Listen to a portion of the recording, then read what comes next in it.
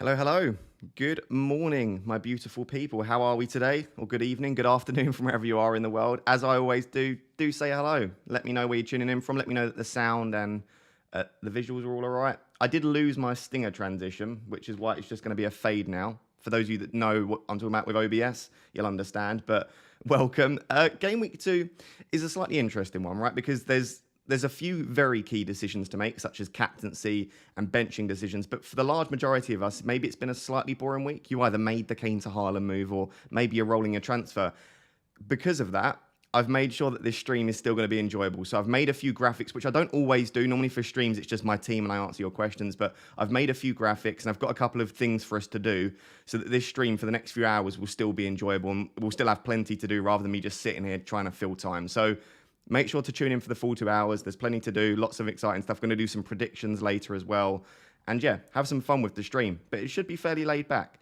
Like I said, do let me know where you're tuning in from. Let me know what you're doing right now. Are you eating breakfast? Are you eating dinner? Are you laying in bed? What country are you in? Always interested to hear like where you are around the world, because obviously I'm sat here staring at a camera, but sometimes we have over 1,000 people in these chats and it's nice to see where you're tuning in from. So do say hello. It's very early. I'm not sure. I'm still not sure how I feel about waking up at sort of like 8 a.m. on a Saturday to live stream FPL, but there we are. Part of the job, isn't it? Good to see all of the regulars in the chat, by the way. Frosty, Mr. Raptor himself, to be fair. Literally, by the way, if you don't know who Frosty is the biggest legend, moderator of the YouTube, moderator of the Discord, organizes the weekly Raptor call. So by the way, if you're a member of the channel or if you're a patron, we do weekly calls now over on Discord. Frosty organizes all of that. Basically just a legend. So Frosty's in the chat. We've got Cheekstar. Again, I think Cheekstar watches every single video, which is so cool to see. Let me know in the chat if you're someone, we did this poll over on Twitter. Let me know if you're someone that does manage to tune into pretty much every one of my videos, because that is just awesome if you do, because there's a lot of content. Sean's in the chat. Good to see you, Sean. Got the Hellman, lots of members in the chat, which I love seeing. Got Danny. Leo is good. Good morning. Nice to see you. Ross, nice to see you as well, my man. Got Christoph in the chat. Didn't have the best game week 1, but we're going to bounce back for sure. Chewy FPL in the chat. Good to see you. A few people coming over from Twitter, which I love to see. Steve's been a member for 7 months. That's what I like to see as well. Mohammed's been a member for 2 months. Good morning. It's 4 a.m. here in Washington, D.C. Just woke up. Let's go. The dedication that you guys show when you're in like Australia or New Zealand or America, these countries where there's a massive time difference to the UK. We were talking about that on the recent members sort of Discord call. Some people have to wake up at like 3 a.m. just to watch the games or just to hit the deadlines, which is absolutely amazing. So if you are one of those people, amazing dedication. Amazing dedication. We've got the AC Milan kit on, by the way, today. Unfortunately, my green screen kind of ruins it. This is green, obviously, because it's the Italy badge. And the sleeves are green as well. But the green screen doesn't... Obviously, it cuts it out. So it just ends up just... It looks quite cool black, to be fair. But yeah, I bought this when I visited the San Siro... When was that? A couple of months ago now. So I visited the San Siro when I went to Italy. And I bought the AC Milan kit. It is very nice. Hey, Ross, all the way from Ethiopia. I think that might be the first that I've seen from Ethiopia. Very nice. Got Clive in the chat from New Zealand. I think this time suits you, Clive, doesn't it? Which is good. Currently laying in bed, building up the courage to go to my garage and work out in 30-degree heat. I skipped the gym 2 or 3 days this week. It's just been too hot. I can't bring myself to move. It's been far too hot. A lot of people in bed by the sounds of it. A lot of people in bed. Hey, Ross, all the way from Sri Lanka. Nice to see. We've got a few Sri Lankans that watch the channel. Afternoon, Ross from Perth, Western Australia, 4 p.m. Yeah, this time, Saturday morning deadlines definitely suit those of you in like New Zealand and Australia, for sure. What has Nana Raptor done for game week 2? I convinced Nana Raptor to roll the transfer. She was feeling maybe doing a transfer. The interesting thing with Nana Raptor, though, is she's actually captaining Salah. Right, so basically, Nana Raptor, I said, do you want to captain Salah against Palace or do you want to captain Haaland against Bournemouth? She said, I want to captain Salah against Crystal Palace. And I basically went, oh, are you sure? Like everyone else is captaining Haaland against Bournemouth. And then she went, oh, if everyone else is doing it. And I was like, no, I don't want to convince you. Honestly, her opinion was that Salah was the best captaincy shout. So I said, you know what? Back your gut feeling. Make the decision that you think is the best for your team. And that's what she did. And it ended up working out. I think it'll end up working out well for her, to be honest, because I think you've got to back your gut in FPL. So that's the only major decision with Nana Raptor's team, is that she's captain Salah. We will talk about captaincy. We're going to talk about benching decisions. We're going to talk about everything. We're going to do some Premier League predictions in this stream. Like I said, there is a lot to go on. Looking forward to the Bees game today, Ross. No, Clive, I'm really not. We'll see in my predictions. I'm not particularly hopeful of a result against Brentford today, but we'll see. From Cameroon, very nice. Right, so let me, like I said, I've lost my pretty stinger transition, so you're going to see it now. If you don't know what a stinger transition is, you see it just fades. I think I overwrote my file, the one where the raptor normally comes. You probably don't even notice when you're watching these streams, but here we go. This is the way my team is currently set up. A little bit boring for me this week. Let me just move the camera a little bit. So I'm captaining Haaland, vice-captain Salah, and then the team's exactly the same as game week 1. I've not even changed the I think I might have changed the bench order, actually, but I've not changed the bench. It's exactly the same team. At this stage, to be honest, like I've said for a while, I personally think that the amount of information that you can gain from one extra week is so valuable that anything that I could do this week is driven off one game week's worth of information, which just isn't enough for me at this stage. So at the moment, I don't see any clear transfers that I would want to make. I did think about maybe like Bailey to like a West Ham mid, like a 4 nows, could be like a high upside chase, or even go to Aronson a little bit early, but I don't know. I just don't see anything obvious with this team to do. So the only real decision for me, and I think it's a decision for a lot of you guys as well, is do I try and start Andreas? How does my bench look? Because I've got Andreas and Williams, who are arguably 2 pretty good options this week. Do I start either of them? Do I bring Bailey off the bench? Do I bring them on for James or Trippier? So it's just those few players there. It's probably James, Trippier, Bailey, and maybe Andreas. I have to bench one of them. Deciding who to bench is a little bit tricky, I think. One thing that's worth noting, if you're new to my channel, by the way, and you've not seen my team or my streams, I do have 1 million in the bank. So I have some flexibility if I wanted to make a move this week. I mean, I could even do like Andreas to Neto. Like I could do a lot of things, but I think Andreas is great value. I could even do like Trippier to Diaz to get onto the City defence. I could even do Nico Williams to Walker and then bench one of the players. So I have a lot of options with my team. I just don't see anything that grabs me, that makes me think, yeah, it's a great option. So I can do Darwin, by the way. For those of you that are desperate to get Darwin, I have a very easy way to get, well, easy way, it's still a -4 to get Darwin. But when I look at it, it would be that. So I would be losing Diaz and Jay. Oh no, Darwin's gone up now anyway, so I can't do that. But it would be basically someone else in that spot then, like a Grealish, right? And then Darwin in there. But the issue that you've got if you go like that is potentially you're losing Jesus and you're losing Diaz. The other option I've got is I just do a 4.5 in there. 4.5. Have we got 4.4 yet? Because I'm going to have to get... I see, there's not really an obvious way to get Darwin, essentially. I thought there was because Darwin's gone up 0.1. So realistically, there's nothing I really want to do in my team, is the short of it. The team looks good to me. I don't see any obvious changes I want to make. 1 million in the bank and 2 free transfers going into game week 3 would be massive. And I think the team looks good, to be honest. I think, again, I've spoken about this in the game week preview video. We have what's called an action bias. It's a cognitive bias where we feel like we've constantly got to do things. We favor action over inaction. This doesn't just go for FPL, it's in everyday life. You might find yourself favoring to make a decision to do something rather than to not do it. And that's got what we call an action bias. And the same goes for FPL. And this week has felt very long for us FPL managers. And I think a lot of people will make a move just because they favor doing something rather than just letting their team sit, letting another week of information come, getting another week of data, and then maybe making a decision. And even 2 weeks worth of data isn't fantastic, but it's better than 1. If you want to know how I did in game week 1, by the way, it was a good week, right? 79 points, not fantastic, but it was above average for sure. The real heroes were James, Trippier, Ramsdale, and Cancelo. So 4 of my 5, I got 4 out of 5 clean sheets. I would not have guessed that Trent would be the one to let the back line down. But there we go. So that's the way the team's currently set up. What do we think of the team? I did see we just got a super chat. Got a super chat from PSV96. Morning, start 2 of James, Neto, and Bailey. I would start James and Neto. We're going to get on to benching decisions in a second. Team is looking strong. We've got Yelena in the chat. Congratulations on 1,000 followers, I should say. I think you're approaching 400 subscribers. And welcome to the Fantasy Football Hub team as well. Frosty, think you're going to find Bailey favours inaction over action this week? That's an outrageous claim, but it's probably true, to be fair. It is probably true. Good morning, Raptor. What's the word on the street? Word on the street is that Haaland scoring a brace Trippier is getting a 15-pointer, and Ramsdale's going to get one of his cheeky 11-pointers against Leicester. That's just word on the street. Whether you choose to believe that or not, it's completely up to you. Got pretty much the same team apart from Neto instead of Bailey. Then you're probably going to do better than me this week. I think Neto's going to do very well. I would not be benching Neto this week, is my personal opinion on that. I can see a Neto 11-pointer. Just got it in my head. I reckon Wolves 1-0, Neto 11-pointer, and he goes up in price. Word on the street is Nick Pope. Honestly, I took like an hour off. I was cleaning my studio, like a deep clean, because I hadn't done a proper clean in a while. Took an hour off Twitter, because I'm on Twitter pretty much all day, every day. Took an hour off Twitter, come back, and then I just see like 1,000 tweets just saying Nick Pope. And I'm like, what on earth have I missed? Why is everyone tweeting? And I looked for about half an hour, and I still couldn't find the origin of Nick Pope. So, of course, what I decided to do was I put out a tweet saying, what's going on with Nick Pope?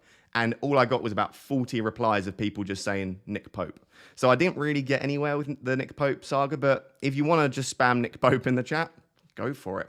It's pretty much what Twitter was like anyway. Right, so I think I'm going to move on straight away to the sort of the big decision for this week. And so I've made a graphic. I'm hoping this is useful. Before I even move on to the graphic, though, I want to be completely transparent and clear. This is my opinion, right? This is completely my opinion. It is not gospel. It is not correct. I can't, believe it or not, predict the future, right? There's absolutely no way. Everyone's putting pick nope now. And there's no way to predict the future, right? So this is a complete opinion. Hopefully it can just guide you, and hopefully it will give you a bit of an inkling as to my general perspective. If there are any players that aren't included on this graphic, let me know in the chat and I will try to help. So what I've basically done is just put a little graphic together, in my opinion, of some of the players. So I put out a tweet on Twitter basically asking for you guys to let me know who are the players that you're currently considering either benching or starting. And I got a list of pretty much all of those players that were reasonably owned. And I've put a graphic together of start down to bench. Right, so at the top, starting with Martinelli, these would be the players that I would start above anyone else, and at the bottom would be bench. I still think these are all good options. For example, Patton and Williams, I wouldn't mind starting them, but out of all of these options here, I would probably have them last. And I've just highlighted in sort of the Raptor orange the players that are very highly owned and that have been discussed in a lot of detail. So there's the graphic. Feel free to discuss it in the chat. Let me know what you think of it. Like I said, there will be some controversial decisions. There will be a lot of people that say, no, I don't think that for a second. But for me, this is roughly what I would do with the benching decisions. I'm still happy to answer your specific benching decisions throughout the stream as well. Let's see what the chat's saying. We've got another super chat. Reece Pereira or Neto, bench one. So based on the graphic and based on my opinion, I would still be benching Andreas there. I think Neto, I do think he'll do quite well against Fulham. Like I said, all he needs is one attacking return, clean sheet point. I just think the attackers the midfielders, I should say, have such high upside. I think with Andreas, he's not really a goal scorer. That isn't to say he can't score a goal, but I think he's probably relying on a long shot or a free kick, whereas I think Neto gets into the box a lot. He'll get more opportunities to score. So I think the ceiling with like a Podence, a Neto, even an Erdegaard, potentially a Bailey, I think that's higher than what you'd see from Andreas. That's what's pushing me to maybe bench Andreas for now. We thought you lectured in being a sports psychic. The amount of people that genuinely think psychology is reading minds is scary. It's not. I can't read minds. I'd love to. I'd love to. That would help.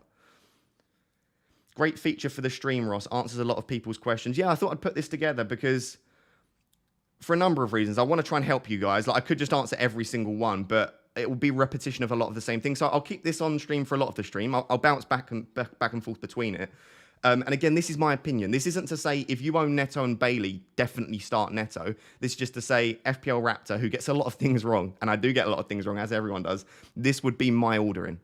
So, for example, if you own Neto, Bailey, and Andreas, I would definitely be starting Neto, then Bailey, then Andreas. But if we get any early team news, remember, by the way, let me switch over. I'll switch back to this graphic, don't worry. The fixtures. If we go to the fixtures, the early kickoff is Aston Villa-Everton. So we might get early team news regarding the Aston Villa starting 11. So just to show you guys that are in the chat. By the way, if you're watching this and you're enjoying it, please do subscribe. please do like. I massively appreciate that. If you're new to the channel, weekly content. We have probably 4 pieces of weekly content. Deadline streams, team selection, game week preview, some transfer tips in there as well. So if you're enjoying the stream, drop a like. And if you're enjoying the videos and the stream as well, do subscribe. If we just switch over to Twitter. By the way, if you're new to me as well, make sure to follow me over on Twitter. Recently hit 40,000 followers, which is super cool. So do drop us a follow over there. If we just go, I've got him ready there. FPL Villain. So this guy here is brilliant for early team news and just news in general. Like whenever we get any fixtures rescheduled or anything like that, he always seems to know. So I think he maybe has a source in the Premier League as well. He tends to be very good. Anyway, so this was his predicted starting 11 for the Everton game. And what he does every week, he's definitely worth a follow, is he'll put the percentage of how confident he is that they're going to start below the name. So this is his starting 11. So he's confident Luca Dean, Carlos, Martinez, and Cash will start, of course. Konsa and Mings looks like it's a pretty close toss-up. Thinks Konsa will get the nod. Kamara and McGinn look fairly nailed. He thinks Douglas Luiz will come back into the starting 11, which is interesting. And then he said that front three is really not sure, but Coutinho, Watkins, and Bailey would be his guess. The interesting thing is, last season, they played 2 strikers against Everton. I think it was a 4-1-2-1-2 or a 4-3-1-2, as he said here. So they could switch to a 2-striker formation. If they do that, then both Ings and Watkins would start, and then one of like Buendia or Coutinho would start in the number 10 most likely. So if they do play a 4-3-1-2, which he said he hasn't ruled out, we could see Bailey benched. But either way, I think someone asked if he'll get early team news, right? So someone's asked, any chance you get any early information tomorrow? And he's just said, yeah, it's possible. Let's see. Right. So we'll be checking FPL Villain's Twitter. We'll be checking everyone's Twitter, to be honest, just to see if anything comes through. But definitely worth keeping an eye on what he says. But he's predicting a Bailey start. So that's enough for me for now to start Bailey ahead of Andreas. If we just switch back to my team. So at the moment, I've got Bailey ahead of Andreas, but if we, like I said, if we get any inkling that Bailey's benched, I'll just give Andreas a nod in the starting 11. I don't think that's necessarily a terrible choice. What does the asterisk next to Bailey mean? The asterisk next to Bailey means that we're waiting to see if he starts, and obviously if he's not starting, then he drops down massively. I've just put that there to remind me to just reinforce to you guys that that is only if Bailey starts. If he doesn't start, then I wouldn't necessarily put him that high. I would put him probably below anyone, to be honest. Yes, players can score off the bench, but you really do want that player to be starting. Interestingly, though, I don't know if any of you remember this, Bailey started on the bench last season against Everton. So last season against Everton, Bailey started on the bench, come off the bench, and he actually scored. I mean, I don't hold any weight to that, but that is just to show that players can score off the bench, I guess. There was a really interesting tweet or thread. I can't remember who put it out. Let me know in the chat if you remember who put it out. It was essentially saying that most of the XG that teams accumulate, so most of the chances that teams accumulate, come in the final 30 minutes of the game. So if you are a player that comes off the bench, then technically you've probably got a better chance of scoring and assisting than you would if you maybe played the first 60 minutes. If you played like the last 30, 35 minutes. We saw it with Darwin last week, right? Darwin, I think, came on in the 50th minute. So he played the final 40 minutes, but accumulated like almost 2 expected goal involvement, I think it was. It's because the amount of teams concede a much higher XG in the sort of final 30 minutes, final 40 minutes. Why is everyone saying Ted? Ted talks FPL, Ted. What's happened with Ted? Is something happened with Ted? I can search Ted on Twitter.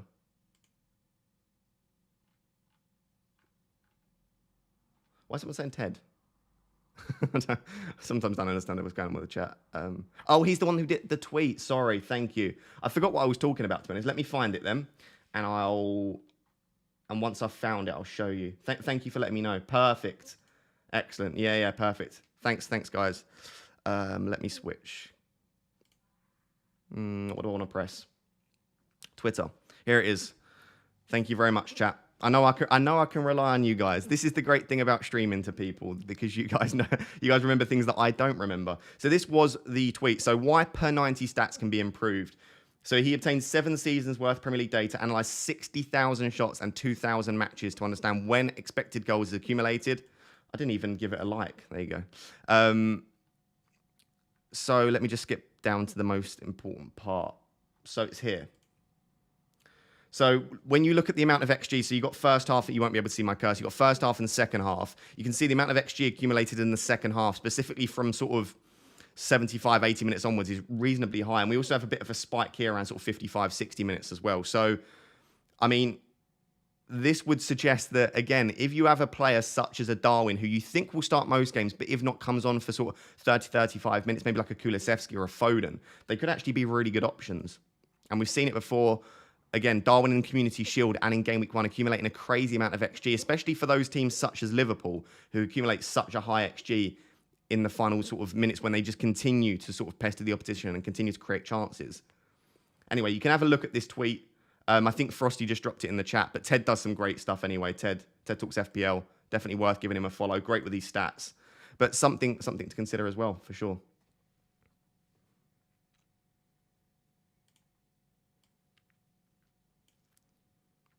$800 people in the chat. Welcome. If you're new to the channel, welcome. If you're one of the 800 that hasn't yet joined the channel before, welcome to the channel. Welcome to the chat. This is a graphic that if you've just joined the stream, basically a graphic that I've put together to let you know my ordering of how I would value certain players starting and certain players being on the bench. Like I said, this isn't gospel. It's not me predicting the future particularly accurately. It's just what I personally think. I do genuinely think that I would start Neto ahead of Bailey, though, for those people that are thinking that. And at the time of saying this, before knowing whether Bailey starts, I prefer Bailey ahead of Andreas, just about.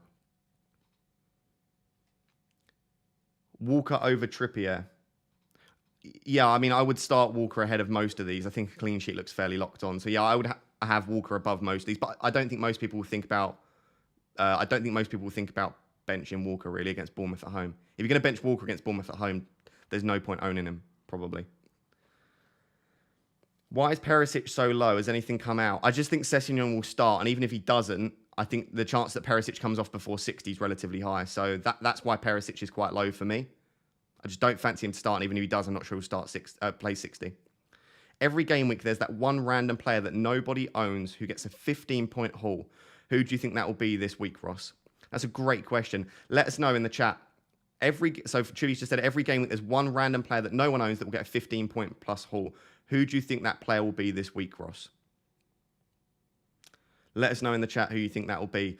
Who do I think will get a monster haul this week? I'm going to go with someone random. Who do I think? I'm thinking, who do I think will keep a clean sheet and has a defender that can score? Maybe like a West Ham defender against Nottingham Forest.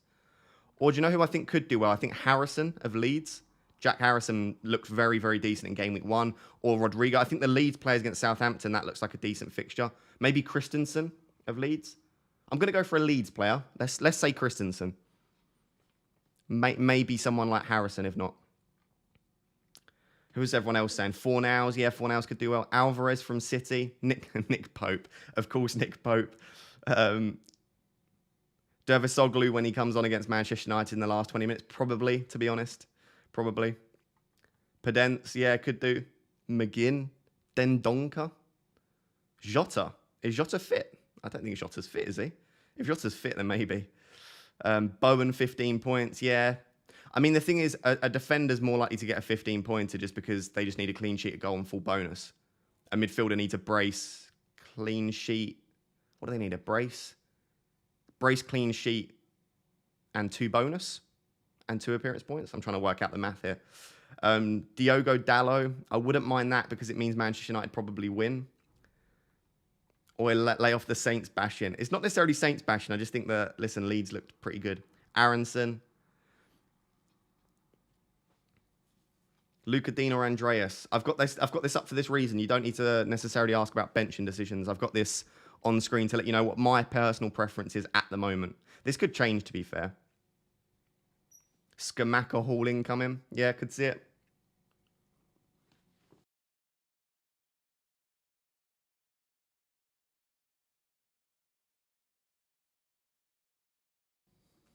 Rashford, 15 points. I can't see that, to be honest. I can't see Rashford, 15 points. My man. Good to see you, Marcus. Tony Clive says, yeah, I genuinely think Tony will score, for sure. I do think Tony will score. Midfielder needs a brace, appearance, and 3 bonus. Yeah, or a brace, appearance, a clean sheet, and 2 bonus.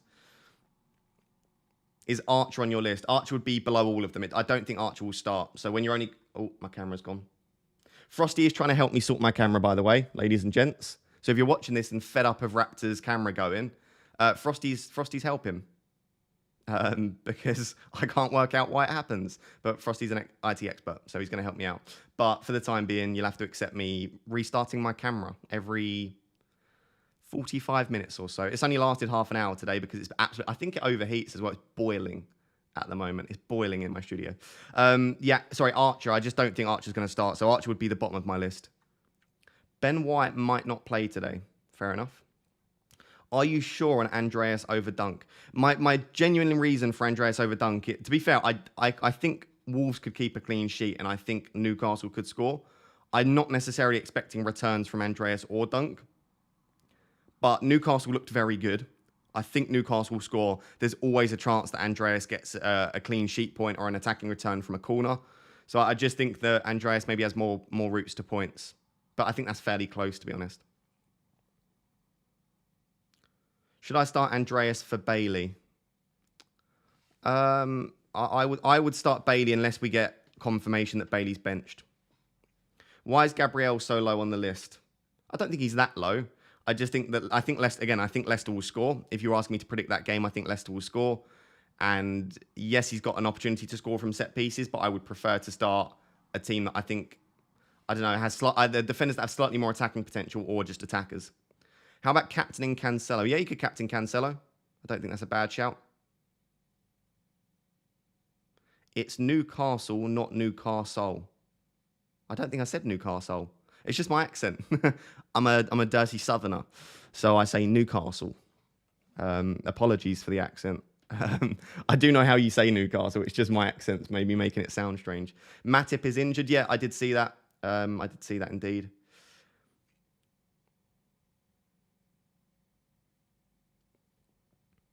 There I am. I'm back.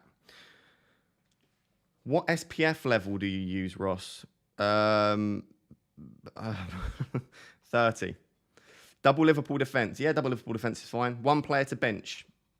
You don't need to ask me benching decisions, to be honest. It's the whole point of making the graphic. James Neto Bailey, I would be benching Bailey at the moment. Does Darwin start now, and is it instead of Firmino? I think Darwin does start. Whether it's instead of Firmino is an interesting one because we discussed this on the weekly sort of members call. I think that there's a small chance they play a 4-2-3-1 and Firmino plays in the 10. But one of our members is a Liverpool fan. He thinks Fabio Carvalho could play in the number 10 role. We could see Harvey Elliott in that role, or we could just see a 4-3-3. If I had to guess right now, I would say Darwin starting and Firmino on the bench, and they'll still play a 4-3-3. So that would be my opinion on it. Is Harry Maguire a footballing god? Absolutely not. No. I'll just switch back to my team, by the way, for those of you that have just joined the stream. Nothing that interesting going on with my team personally. I'm currently captaining Haaland, vice-captain Salah, Andreas being benched ahead of Bailey, and like Trippier and James, pretty standard. That's currently what I'm doing. It's interesting. If I just switch to sort of Fantasy Football Hub. By the way, if you are new to my channel, new to my streams and stuff, if you use the link in the description, I think it's the first link in the description. It should be. It take you to Fantasy Football Hub. You can get 50% off at the moment. So you can get access to the My Team feature and most of the other features on the site for as little as £1.50 per month. So if you do want to join Fantasy Football Hub, now's the time to do it, whilst you can still get 50% off. Like I said, first link in the description. They've got this awesome new My Team feature. And if you so you get your team rating, your game week rating, etc. If you just scroll down and you click optimize, based on their projected points, it sorts out your captaincy and your bench decisions for you. Select all of the boats. Does anyone else really panic with these? When these pop up, it's like select all the boats. I'm like anxiously looking, like have I forgotten about us? Like, is there a boat being towed on this road here? I'm gonna go for these 3. I'm pretty nervous. Yes, I got it right. I feel like I've just passed a test. I feel like that was my GCSEs all over again. If I optimize, it actually puts Trippier second sub puts Nico Williams in, and then puts Andreas in the starting 11. So this would suggest that Trippier is the one to come out, start Bailey, Andreas, and James. I just quite fancy Trippier, to be honest. So not fancy him as in attracted to him. Fancy him as in fancy him to do quite well this week. So I'm going to stick like that. They actually put the vice armband on Cancelo, which is quite an interesting one. But I don't tend to vice captain from the same game. Anyway, I just thought that was interesting that the Fantasy Football Hub algorithm actually says for me to bench Trippier. So if Trippier struggles this week, maybe in the future I'll trust Hub and I'll allow them to make my decisions for me. It's an interesting one though. So that's the way the team currently looks there. Why did you decide to call yourself FPL Raptor? It's a good question. At the time, it was during lockdown that I created my Twitter account, FPL Raptor.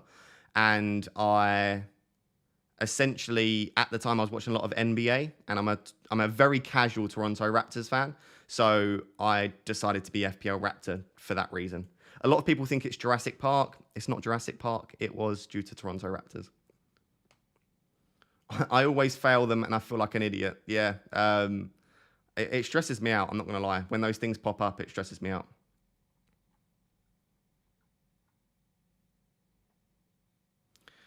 Road to 1K. Yeah, fingers crossed. I'm a Trippier believer as well. I really like the way he played last week, although it was against Forest. He actually took, I think it was 6 or 7 corners against Nottingham Forest in game week 1. He was in a very advanced position. By all accounts, I think he looked really good. Ross, do you think City can miss out on the clean sheet? I think it would need like a set piece or a wonder goal. I don't think that Bournemouth are going to get a lot of opportunities to break down that City defence.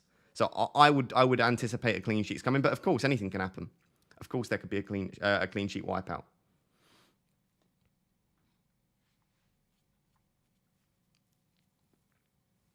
Yeah, maybe. Timu said Trippier away game seems to have a very big emphasis in Hub. Yeah, I think Hub do definitely favour the home fixtures. Hence, obviously, everyone's got a home fixture in my team apart from Trippier, I believe, in the starting 11 at least. So, although Andreas has an away fixture as well. So, who knows? This is your final formation for week 2. Yeah, this is the final team for week 2.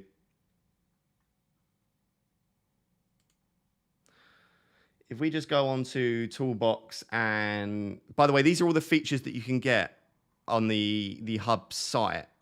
Genuinely, even if I wasn't partnered with Hub for this, I would be using Hub this year. They've put in a ridiculous amount of improvements to the site. So just the Optas bit is the part that I use for all of the videos. That sort of... It's not the prettiest to look at, but that's just to give you an idea of the stats that I use. You've got your expected goal involvement and stuff. So you can organise. You can see Darwin and Haaland were the 2 highest for game week 1. So you've got that there as an option. I'm just going to have a look at the points predictions for game week 2. So just for game week 2, Haaland, De Bruyne, Foden, and Cancelo are the top 4. So it would suggest that maybe you want to own a Man City player. I do find it interesting that Salah's below Foden. I would probably have Salah higher than Foden. Interesting one that maybe has gone under the radar in game week 1, but Bowen. Do we think Bowen could absolutely smash it in game week 2 against Forest? That's potentially a decent shout for a differential. I mean, interestingly, I can actually go for Bowen. I mean, I could get Bowen in for Luis Diaz if I wanted to. I mean, I've got 9 million. I mean, it could be cheeky, but I just think like longer term, and also like Luis Diaz in and of his own right is a decent option against Palace, but it's definitely an interesting option in there for sure. Anyone else that was interesting on that list? We've got Trent, Martinelli very high up again. One of the reasons that I think is definitely worth starting. High or joint with Saka, which is interesting. Robertson. If we just load a few more. Got Grealish. Bruno Fernandes, relatively high. So the Hub algorithm still thinking that Bruno could do well. He didn't look fantastic in game week 1, I must admit. Jesus, Coutinho against Everton. If he starts, that is. There's a small chance he doesn't start. Mahrez, Diaz, Walker. So it's sort of the ones you would expect, to be honest. And Haaland definitely coming out on top. But De Bruyne not far off. If you own De Bruyne could be a great captaincy shout. The final thing I just wanted to show you, by the way, new feature on the Fantasy Football Hub website. They actually have projected price rises now. So it is in the alpha stage still because it's a new feature this year. But you can see if they're above 100, it means that they are projected to go up in price in the upcoming sort of price rise and price fall. So this evening, after the games, Haaland is projected to go up in price. So he's over 100. So it looks like Haaland will be 11.7 by tomorrow. Saliba's very close as well. Zinchenko's arriving at a second price rise. Salah's getting there. Mitrovic at close to a second price rise as well. So the only one at the moment is actually Haaland, who's projected to get a price rise. So anyway, if you want all of these features, like I said, 50% off. You can get it for as little as £1.50. Why not? Why not do it? Supports the channel, and it's a cool site. Right, let me switch back to benching decisions because I'm seeing more and more questions about that. There we go.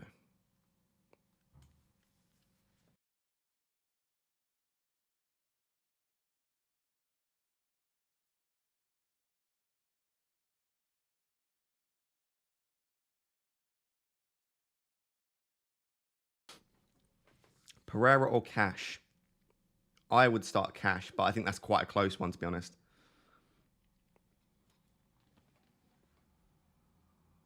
Why did Haaland not rise in price last night? He just didn't quite hit the threshold to rise in price, but he's very close to a second price rise now. I think he'll rise in price tonight instead.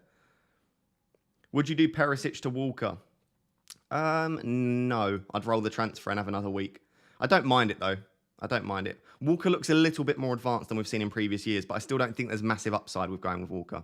Yes, he could score. Like, I could look like an idiot and he could score, but he hasn't shown anything at the moment which would suggest to me that he's going to get regular attacking returns. He's not that fantastic for bonus. He does get bonus, but there are better players in that team for bonus. Cancelo, the attackers when they score goals. So I think there are potentially better options, and I'd roll the transfer. Thought Almiron looked good versus Forest, Johnny says. I didn't actually watch the extended highlights. I only watched match of the day. Didn't pop up a lot, but yeah, that is interesting. He did look good in pre-season as well. DJ Hammer confirmed in Discord that the new City left-back is staying. Does that make Walker a bit worse?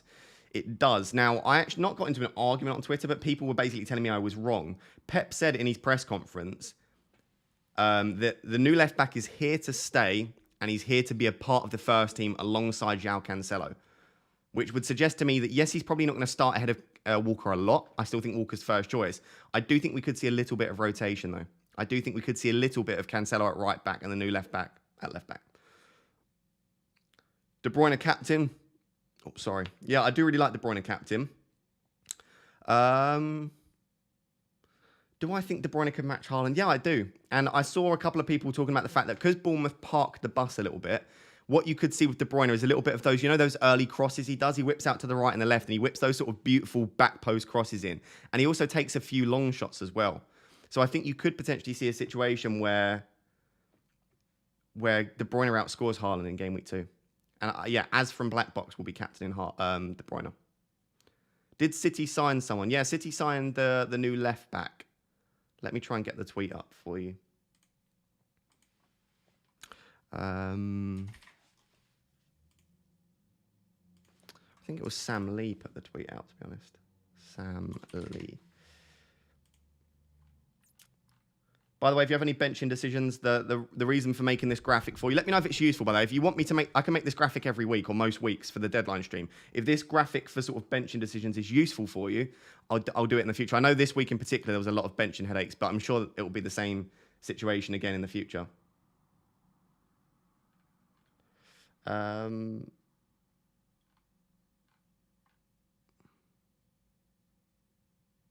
Right, so there were a few tweets. Let me switch over. Here we go.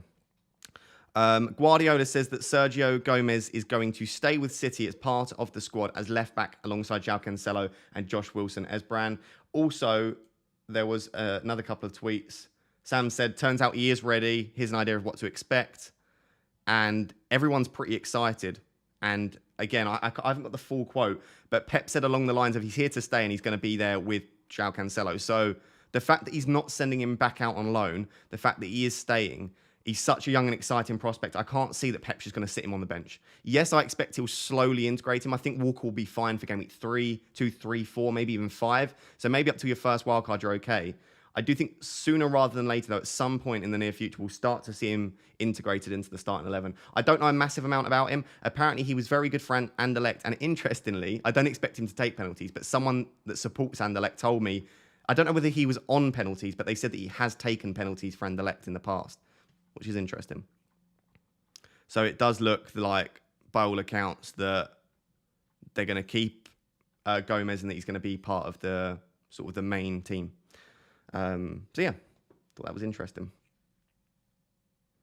Why have I got that many notifications? What's going on? Love it. People uploading pictures saying they're watching the stream. Love to see that. Cool. Nothing that interesting. By the way, if you see anything over on Twitter you think will be interesting for the stream, just let me know. Send me a message in the chat, or Frosty. I think only moderators can send links in the chat. But yeah, if there's anything that pops up on Twitter, a bit of early team news, let me know, and we'll switch over to Twitter. I'll try and keep an eye on it anyway, but we'll have to wait and see if anything pops up.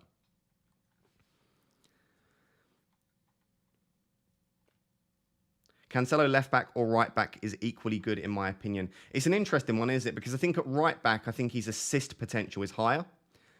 But at left back, I think his goal threat is slightly better because he cuts in. But I think either way, like Johnny said, I think Cancelo at left back or right back's great. I don't think that would put me off or make me any more attracted to Cancelo. Would you start Andreas or Ivan Toney? I'd start Toney. Countdown's still wrong, says 6:30. What countdown? I haven't got a countdown, have I? Are you talking about my countdown? I don't think I've got a countdown. Good afternoon. I missed 40 minutes. That's absolutely all right. You haven't missed too much. We've just been chatting. I showed the team, and I've showed and I've just showed this graphic here, which is basically what I think with respect to the benching decisions this week. Cool. People are liking the graphic. Yeah, I'll try and do something this weekend for every stream instead. It does mean that we get slightly less questions, I guess, in the chat, but I don't really care. I'm more interested in helping you guys than getting super chats or anything like that. I'd much rather try and put together a useful graphic for you. And the thing is, when I'm answering questions about benching decisions, I'll keep changing my mind, not on purpose. It's just sometimes the way that people frame the question will make me change it. Whereas when I do something like this, you know that it's pretty much my opinion. Good luck with this game week, Ross. I hope you get 1 point less than me, and that's fair enough. I saw today Sergio Gomez had a goal involvement every 45 minutes for Anderlecht. That's madness. Yeah, he does look like he's got great attacking potential. Should I double up on Aston Villa or include Almiron? I think Luka Dean and Bailey are good options. Again, assuming that Bailey's going to start. We'll keep an eye on FPL Villain's Twitter, in case, or just Twitter in general to see if we get any early team news. But assuming that he starts, I think Bailey and Luka Dean's probably slightly better than Almiron this week. I just think Brighton are a very good defence, aren't they? Leicester is an equal or better fixture than Palace for attackers, so I'd hold Jesus for this week. Yeah, that's the plan. I would agree with that. I think Leicester actually, I do think that... Yeah, I think Palace are the slightly better defence, but Liverpool are the slightly better attack, so yeah, I'd say it's probably quite equal. Here comes Marcus with the stats. Sergio Gomez, 5 goals and 12 assists in 34 league appearances in Belgium last year. You do love your Belgian league, don't you? We've got Ndav and we've got Sergio Gomez as well. Thoughts on Sarr, as Wolves have looked very shaky? I think there are probably better options, but Sarr is a great keeper and he does make a lot of saves. So, I mean, I'd still start him this week, but yeah, maybe longer term, I think there are better keepers. Would you start Neto over Reece James? Yes, hence the graphic. Rashford to Martinelli or roll? I have 1 million in the bank, so I don't mind not... I would make the move, to be honest, Cameron. I do think Martinelli is the standout option. It's why I started the season with Martinelli. Listen, Rashford had 2 really good opportunities in game week 1, and he actually had a third opportunity, which won't count on the XG because it was called offside. So in case you're new to XG, if a chance is called as offside and the ref blows the whistle and they have a free kick, etc., it won't count towards the XG. So Marcus Rashford accumulated about a 0.5 XGI in game week 1, and he had a really good chance, which was ruled out. So...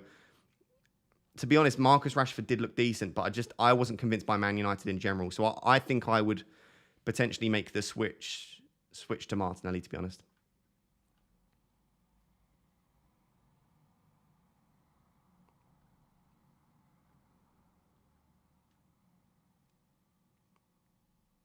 Is it spelled FPL Villain? It's without the I, like as in the villains, as in Aston Villa, the villains.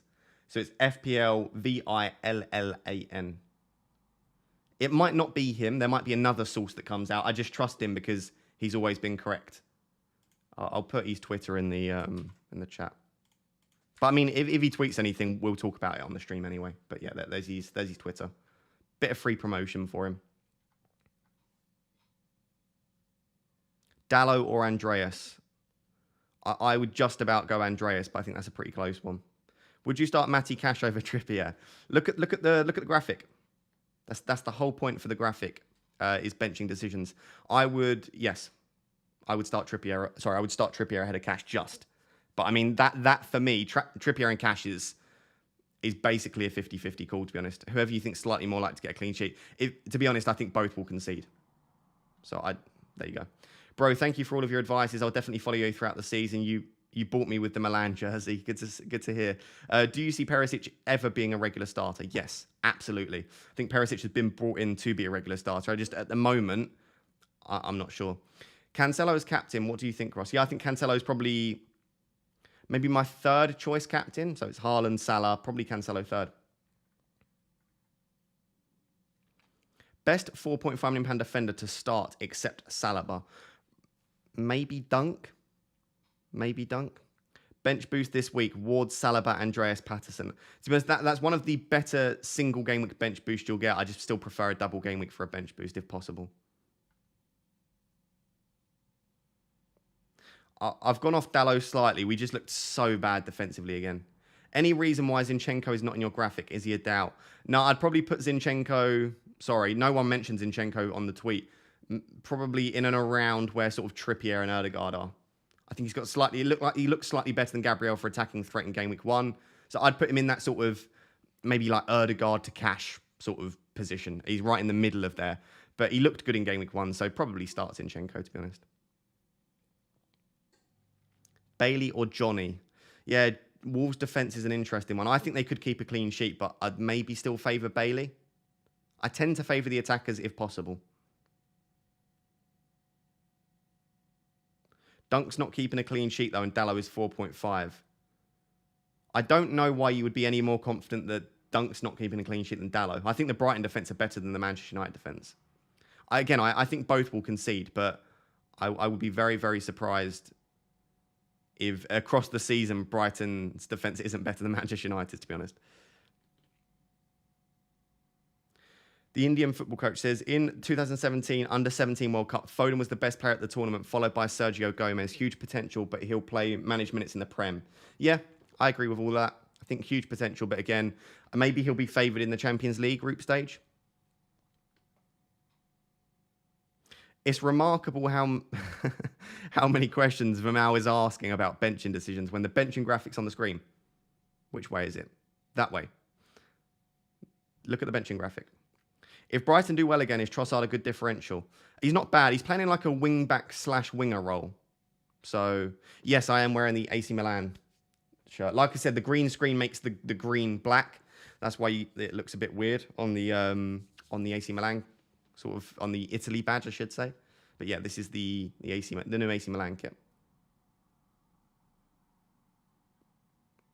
Sell Reece James. I don't really want to sell Reece James, to be perfectly honest.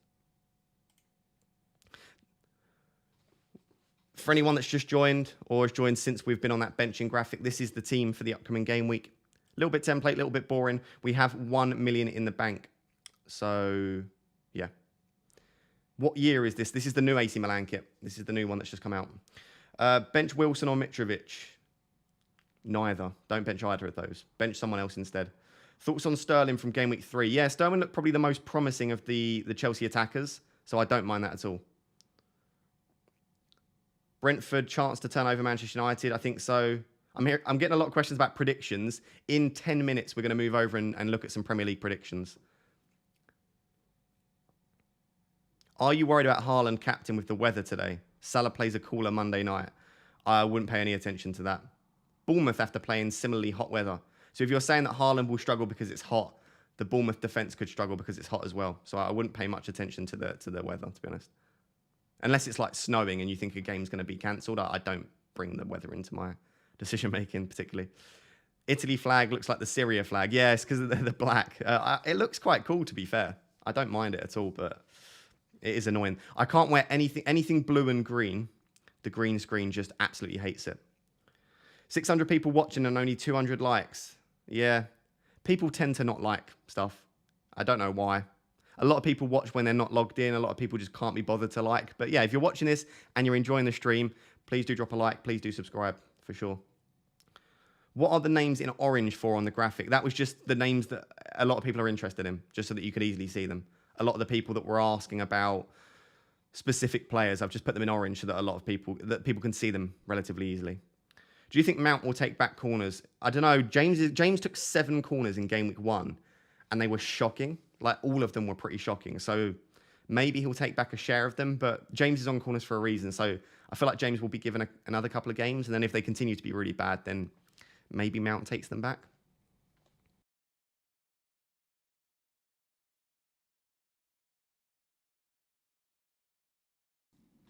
What do you think are the weaknesses in your team?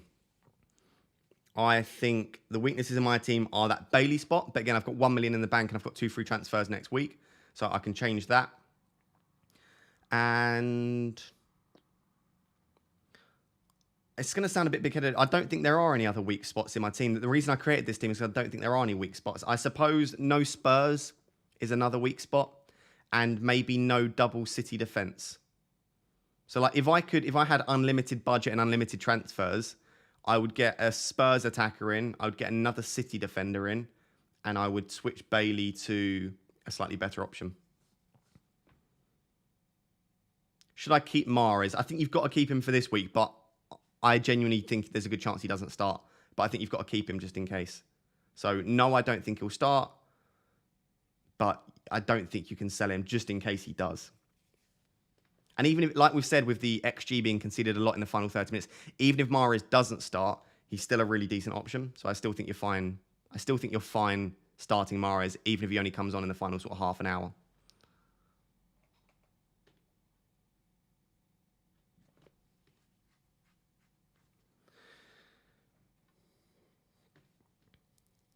What are your plans for the next few game weeks? Yeah, we can run through what my plans are. To be honest, don't have any plans yet. I've kept myself fairly sort of open with my plans for upcoming game weeks. So, game week 2, unless something happens crazy in the next sort of hour, nothing's happening for game week 2, to be honest, with respect to transfers. Even if Bailey's benched, I'll just bring in Andreas. Game week 3, the team's looking really solid again. So you can click the optimize button. Oh no, they're testing me again. The stress. There, and there. Success. Right. When you click optimize, this is the way that the team sets up. So remember, I've got 1 million in the bank and 2 free transfers. But the thing is, I don't really have any transfers that I need to make here. I'm going to keep Jesus, going to keep Haaland, going to keep Salah, going to keep Trent, James, Cancelo, Ramsdale. 3 spots could change. I could take out Luis Diaz, but again, if I look at Luis Diaz's fixtures, he's got he's got Man United, Bournemouth, Newcastle, Everton, Wolves. I don't want to sell Diaz particularly, right? So whilst I do think I could bring in like a Foden, I could bring in a Kulusevski to cover the Spurs attack. I could bring in Maddison if I want to. I think they've got a decent fixture, haven't they? Southampton, is it, in game week 3? Yeah, so Southampton, I could bring in Maddison. There are a few options for that £8 million slot, but I think longer term, I think I want to keep Diaz. So realistically, it's probably Bailey, Andreas, and then maybe Trippier. Because, yes, Trippier's got a decent fixture in 4, but City, Wolves, Liverpool, Palace, West Ham, the fixtures from 3 onwards for Trippier aren't that great. So Trippier to Walker, Trippier to Diaz, Trippier to, again, Perisic, if Perisic looks like he's going to start. There are a few sort of decent options. If I sort by 4 game week prediction, and if we have a look at defenders. So 4 game week prediction, obviously it's going to take into account game week 2 as well.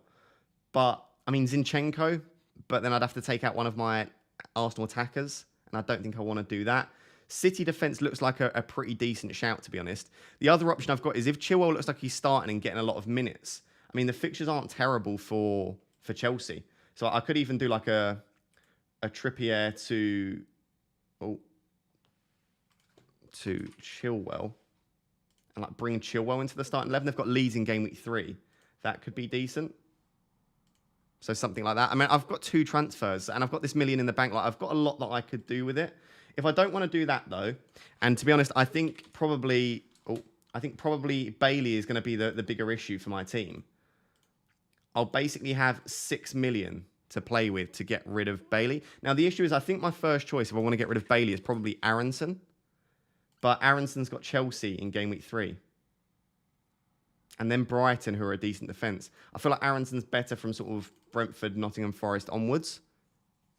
Or maybe Everton onwards in game week 5. Who do you think maybe for that spot there? If I go for game week prediction and player price is going to be no more than 6 mil. Could bring in Wissa. That could be a decent shout of Brentford. I could still bring in Neto, but again, Tottenham in game week 3, it seems a bit of a weird game week to want to make that switch. Pascal Gross, do I go there? He looked really good in game week 1. There aren't a plethora of options, to be perfectly honest. There isn't anyone that really sticks out to me. Aronson's the one, but I probably don't want to make that switch in game week 3. So maybe what I do then is I do that instead. Right, I get Bailey to there, and I do make a defensive switch. So it's Walker, Chilwell, or Diaz probably. It's one of these 3 here. Maybe I do take this opportunity to just make the switch to Walker. What do you guys think in the chat?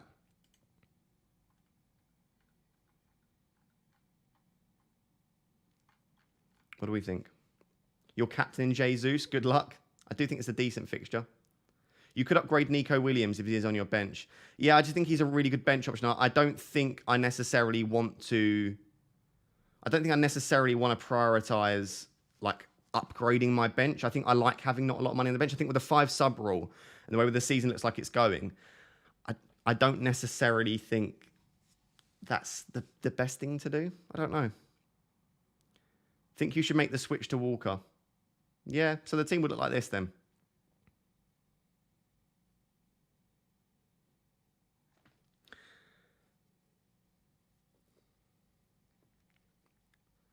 The other option I've got is trying to like switch the structure around and get in a striker.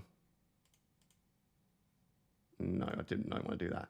If I go back to Trippier, this is just looking ahead. But if you've just joined the stream, we're just looking ahead to game week 3 because I'm rolling the transfer. I'm going to have 2 free transfers and 1 million in the bank. Right, so the team was looking like this, wasn't it? The other option I've got is potentially doing, for example, like, how would I do this? So Trippier down to Patterson. Why Walker over Ake? Ake at least has some goal threat. Ake's not nailed long term. Stones is coming back. Laporte will eventually be coming back. I don't think Ake is nailed at all. I think Walker's not nailed, but I think Walker's more likely to start more games than Ake. If I do Patterson in there, then I'd actually have 6.5 in the bank for a striker. Now, unfortunately, Mitrovic is 6.6 now. Could get a Welbeck in, could get a Brennan Johnson in. He's got Everton. Could get an Mbeumo in, could get a Solanke in, although, again, you won't want Solanke until game week 5. There's a few options there. I mean, I could even, if he looks like he's starting, could even get like Alvarez in there. Right? There's a few decent options in there. Maybe like switch up the structure to get a 3rd striker spot in. It does leave the defense as a 3-back, so it'd be like a 3-4-3 most weeks. So there's a few I've got a few options in there, I guess is what I'm saying. I've got 1 million in the bank, so it'll be interesting to, let me just get that. Is that the team?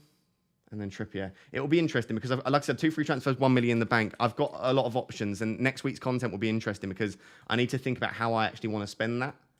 I do think Trippier out makes the most sense, probably, just because the fixtures aren't great moving forward.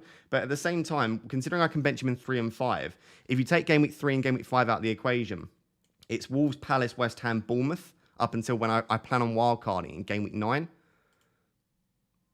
So listen, there are a few decent options here. Like I said, if you do want to check out Fantasy Football Hub, link in the description, 50% off. You get it for as little as £1.50 per month. £1.50 per month is literally pennies. So it supports the channel, right? It's an affiliate link. It's tracked link. So if you want to support the channel, do that. And outside of that, yeah, I just think it's a class site as well. So let's switch back to there. Cool. We've got a very generous super chat coming from Mickey. €10. Thank you very much, Mickey. I appreciate that. Hello, Ross. It's game week 2, and what do we do? It's sunny and nice and good for the soul. Picking my Haaland is nice and good for a goal. Keep up. I like that. Nice little poem or rap. Depends which way. I'm not going to rap it, even though you've given a generous direct donation. I don't think anyone wants to hear me rap. Yeah, listen. It's a good day for a Haaland hat trick. I'm feeling confident. At least a brace. I'm going to say, how many points is Haaland getting this game week, chat? How many points is Haaland getting? I think, personally, 12 points is what I would be going for. 12 points. Which is... Or 13? Or 11? 12 points is... 12 points is virtually impossible, isn't it? I think a goal, an assist... and 3 bonus. So a goal is 4, 2, 6, 9, 11. He's getting 11 points. It's confirmed. All but confirmed. 11 points. Thank you for the super chat, Mickey. I do appreciate you supporting the channel. Thank you very much. 17 points, Marcus says. Wow. 17 is a hat-trick, isn't it?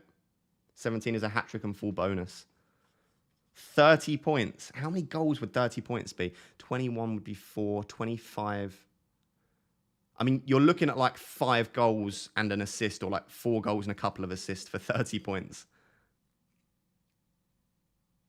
I'm going 11 points. I was going to say all but confirmed, but it is confirmed. 11 points is happening. Like, you can click this stream. Haaland scoring 11 points. It's happening. Right, the next part of the stream then. So, like I said, I've tried making it a little bit more enjoyable. So we had this graphic, was the first graphic which we made for today's stream. The second one, and we will come back to benching decisions and your questions. The second part of today's stream is going to be all about predicting the Game Week 2 results. And I'm going to try, again, if you guys enjoy this, I'll try and make this another regular part of the stream. All right, so... it's going to be Raptors predictions for Game Week 2. So what I'm going to do is I'm going to talk through each game, explain how I could see that potentially going, and I'm going to ask you in the chat to predict with me. I've essentially not stolen this from Black Box like everyone does predictions, but I've done it in a similar fashion where I've just got my score on the left-hand side, and I'm going to go through the game and explain. I might potentially track how accurate I've been, but that does require a little bit of extra work. So maybe I'll track how accurate I've been. Depends how accurate I end up being. But this is just for a bit of fun. So, first game in the chat, let's predict it. Aston Villa versus Everton. What do you think the Aston Villa versus Everton score will be? Try not to be too influenced by my predictions. Raptors predictions. I'm going for 1-1 Aston Villa Everton. Let me know in the chat what you think the result will be for Villa Everton. Try not to be biased by your FPL teams as well.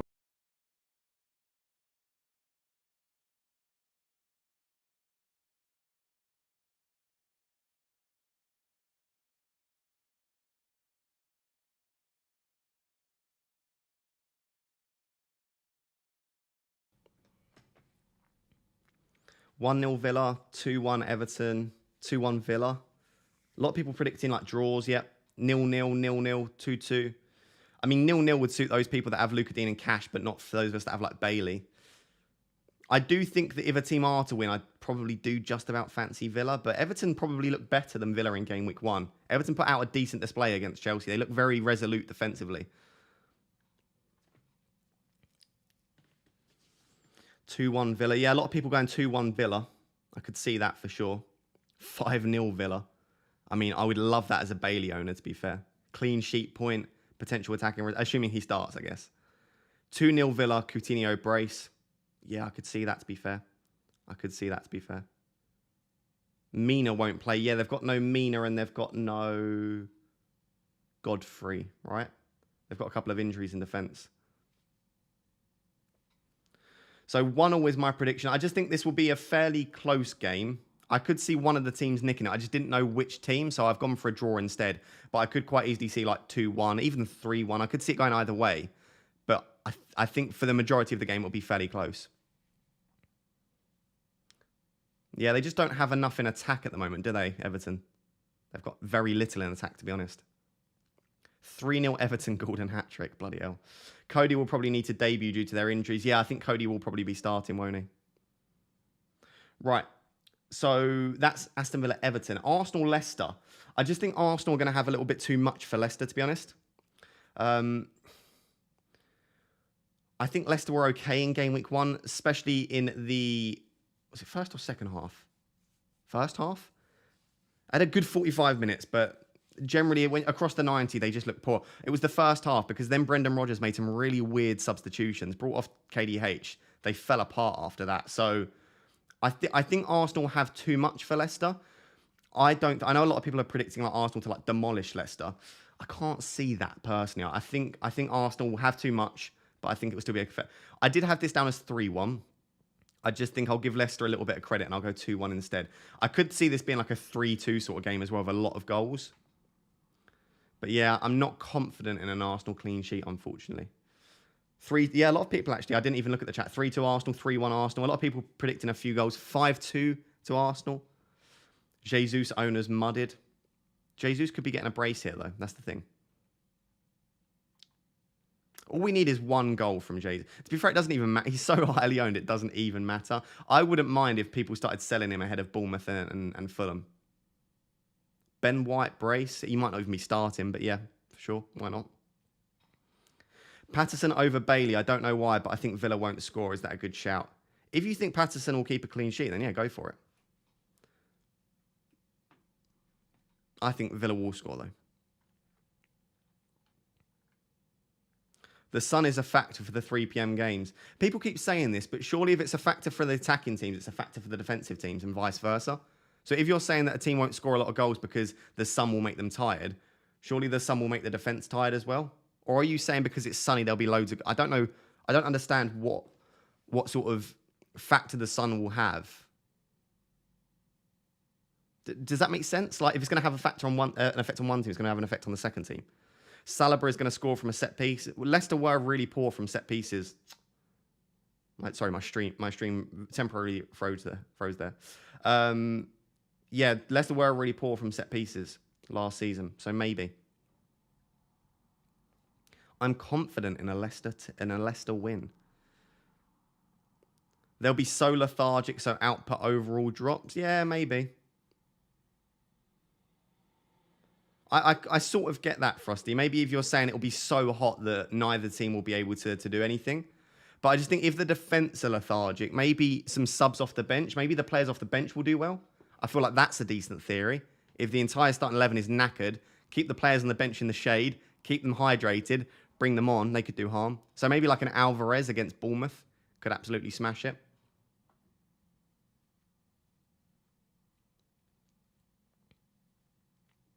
Right, third game, Brighton-Newcastle. Really tricky one to predict again. Brighton and Newcastle both looked excellent in game week 1. What do we think for Brighton versus Newcastle? Again, two teams who I would be very surprised if Brighton and Newcastle both don't finish in the top 10. I think Brighton and Newcastle both could be challenging for Europa League this season. If I'm naming 3 teams outside of those sort of like top 6 traditional teams that I think... 4 teams.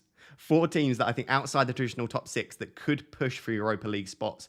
It's probably West Ham, Brighton, Newcastle, and Palace. Maybe Leicester. Maybe I'm writing off Leicester, but I think Palace, Newcastle, Brighton in particular, I think they could have really, really good seasons. 0-0, 0-0, 0-0. It does look like, on Black Box, they call it the Garden Centre game. It's the game where it's just going to be a bit boring. Yeah, Brighton, Newcastle could be 0-0. Maybe I'm being pessimistic as a Trippier owner. I would love another Newcastle clean sheet. A lot of people predicting 0-0s there. Or 1-0s, 2-0s. 1-0 Trippier assist. If Trippier could get me a 12 or 15 pointer, I would be over the moon. I'd be over the moon. Ross, how excited are you for the new game week? Fairly excited, but not as excited as some game weeks. It just feels like a little bit of a boring game week. Just a little bit. I think it's just the build-up because I've not made any transfers. Because captaincy for me has been a fairly easy decision. It's just been a little bit of a boring sort of build-up. I thoroughly enjoy a nice garden centre. How rude.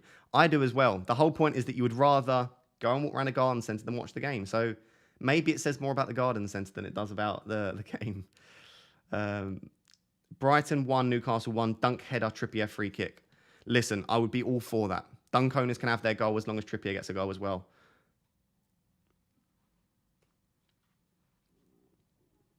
Hey, buddy, Andreas, Neto, or Bailey, one to play wire. We're going to get back onto benching decisions in a second. The big one. Man City, Bournemouth. Man City, Bournemouth. I just think Man City's going to have way too much. Whether it's hot, whether Bournemouth park the bus, I don't really think it will make much of a difference, to be honest. I just think that City will find a way to break them down, whether that's a long shot, whether that's a corner, whether that's a De Bruyne pass, whether it's Haaland just winning a penalty again, whether it's Foden and Grealish cutting in from the wings. I don't know which way they'll break them down, but they've got too many ways to break down teams. It's not like, for me, I think Liverpool, and I know that Liverpool fans will get a bit upset about this, and hopefully as Liverpool fans you'll understand that this is true. Liverpool are sometimes a little bit one-dimensional. We've seen it in the past when teams stop Trent and Robertson getting crosses in, when they stop the flanks being so effective for Liverpool. Then we've seen in the past, Liverpool sometimes don't know what to do. Whereas City, if you stop the flanks, they'll just go through the middle. If you stop the through ball, they'll take long shots with the likes of Gundogan and De Bruyne. I think that City just have too many ways to break down oppositions that whether you park the bus or not, it's very unlikely that I think Bournemouth will be able to stop City. With respect to Bournemouth scoring, any teams can score, right? Any team can get the opportunity. We saw Fulham against Liverpool grabbing 2 goals with a low XG. But I think you're looking at a wonder goal, a set piece, or a penalty for Bournemouth to score. So putting that all together, I'm saying like Man City 3-4, 5-0. I think they'll have way too much for Bournemouth.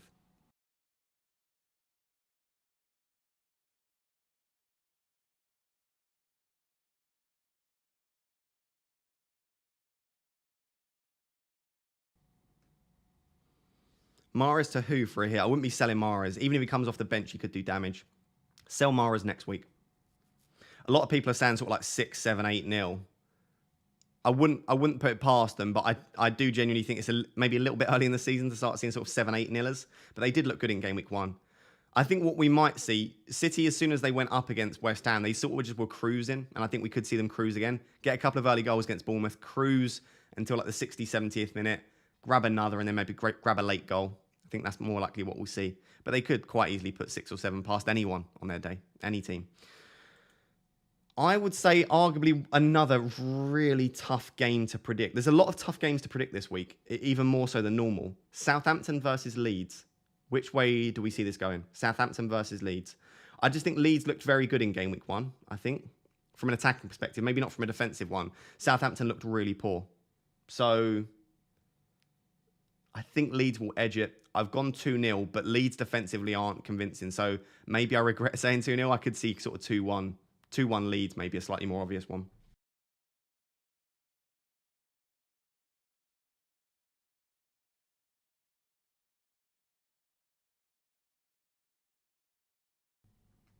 I just muted myself so I could blast I've got a fan next to me, but I can't put it on because of the mic. I'm absolutely sweating. So I just mute the mic, blast the fan for 2 seconds. Am I insane wildcarding to get... God, you've left me hanging there, Eamon. You've left me hanging there.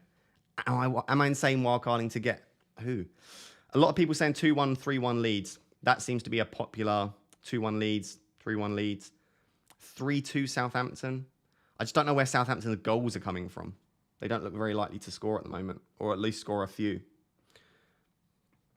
JWP's goal in game week 1 was good, but you can't rely on Ward-Prowse for regular goals, I don't think. So I just don't know where they would get 3 goals from.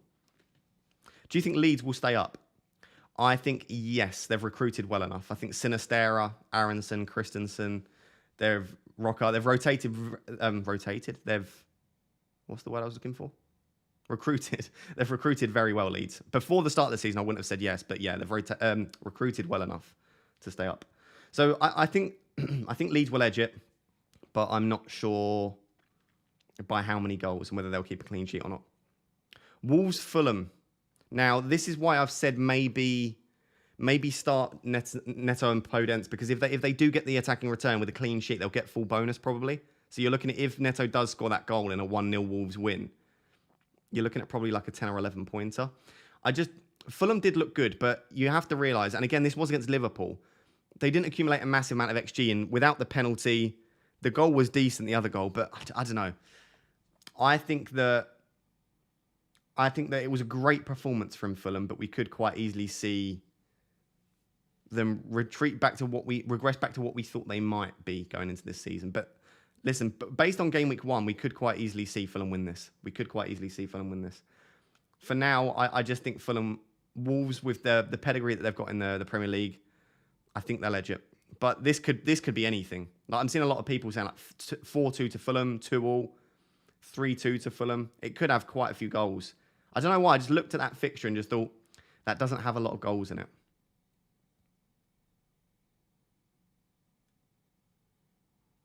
Why wouldn't you get Walker this week if you think that will be a transfer next week and you think Man City will keep a clean sheet this week, but Newcastle don't? Trippier's got more attacking potential. I'm unable to predict the future. I think Walker will keep a clean sheet and I think Newcastle will concede. But am I confident enough? Like, Walker's probably looking at a 6-pointer.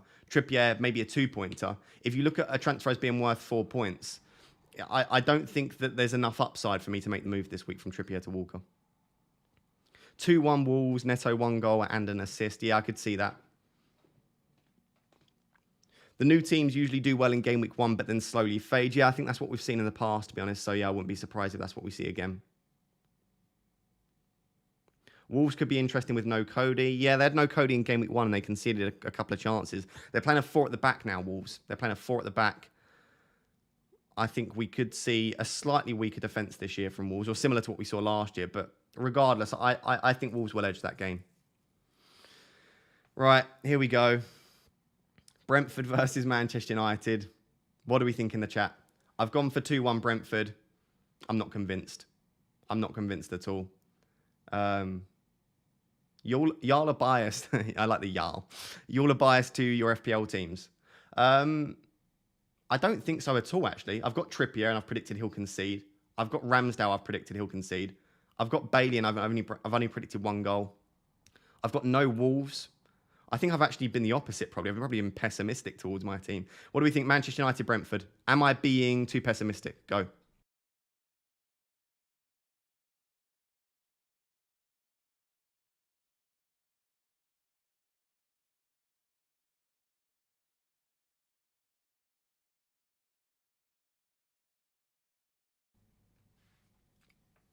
(3-2 United, 1-1, 2-1 Man United, 3-0 Man. Maybe I'm being pessimistic then. 2-0 Brentford, United on 0 points after game week 3. We would be, yeah, because we're going to lose to Liverpool, aren't we? So got Dallo in defence. I'm scared. We could easily keep a clean sheet, right?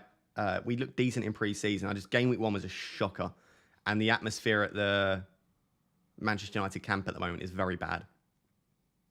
5-2 Brentford, ETH walks 30 minutes after the game. I hope not. Feel like Ronaldo will save Manchester United. He didn't look great when he came off the bench, but yeah, we are relying. It's funny, we say Ronaldo's the issue and we're literally sat here relying on Ronaldo to do something. Maguire playing is a shocker. I hope it's Martinez and Varane, but I think Maguire will start again. I predict a very similar starting 11 to what we saw in game week 1. Play Trippier or Andreas. I would play Trippier myself. We'll get back to benching decisions in a second though, Jonathan, but I think I would play Trippier over Andreas. Ross, do you think Ronaldo starts? Yes. Sorry, I'm predicting the same starting 11 as game week 1, but Ronaldo coming in for McTominay, I think is what I predicted. So Ronaldo in for McTominay, playing a midfield 3, slightly more attacking of Fred, Eriksen and Bruno. And I think Ronaldo will come in for McTominay and Ronaldo will go up top. If Rashford can remember where his foot is, then there can be Man United goals. He got a few opportunities, didn't he, in game week 1, Rashford, for sure. Right, that's probably enough for Manchester United. 3 more. Nottingham Forest versus West Ham. I just don't see a lot of goals in this. West Ham didn't score in pre-season a lot. They didn't look like scoring particularly against Manchester City, although City are a fantastic team. I think West Ham will edge it. 1 or 2-0. I don't see a lot coming from Forest. Forest didn't look great against Newcastle. But that being said, it is Forest's first home game back in the Prem. So I think we could see a great atmosphere at the City Ground. It's only literally about 5 minutes in that direction, and I'm at Nottingham Forest home stadium. I live in Nottingham, so I probably just about too far to hear the sounds from the stadium, but I am very, very, very close to the City Ground. So yeah, I hope I hope Nottingham Forest win. I hope Forest have a good season, but I think West Ham will edge it 1 or 2-0. And I do think Bowen will grab a goal. And Bowen will probably be the next bandwagon ahead of Game Week 3. Top tips, man. Thank you very much. I appreciate the kind words. Appreciate all of you being here, by the way. I know a lot of other people stream at this time, but I appreciate those of you that stick with me throughout. Yeah, I appreciate you very much. Why captain Haaland instead of Salah? Fantastic underlying data across his entire career. Looked great in Community Shield, looked great in Game Week 1. And I believe by some distance, he's got the better fixture. Scamacca or Antonio, who do you think starts? I think Antonio again, to be honest. But I think he'll get an early sub again for Scamacca. If you live in a certain area like Manchester, do you have to support them? No, not at all. I support Manchester United, and I grew up in the south because my granddad is a Manchester United fan. So my entire family support Manchester United. I think support whoever you want. People force you to support the team that you're local to. I don't buy that for a second. I think support the team that you want to support. Any updates on Villa and Bailey? Let me have a look.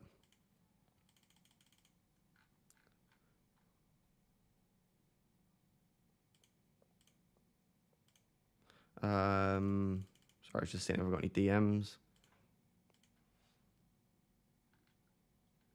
So nothing yet from FPL Villain.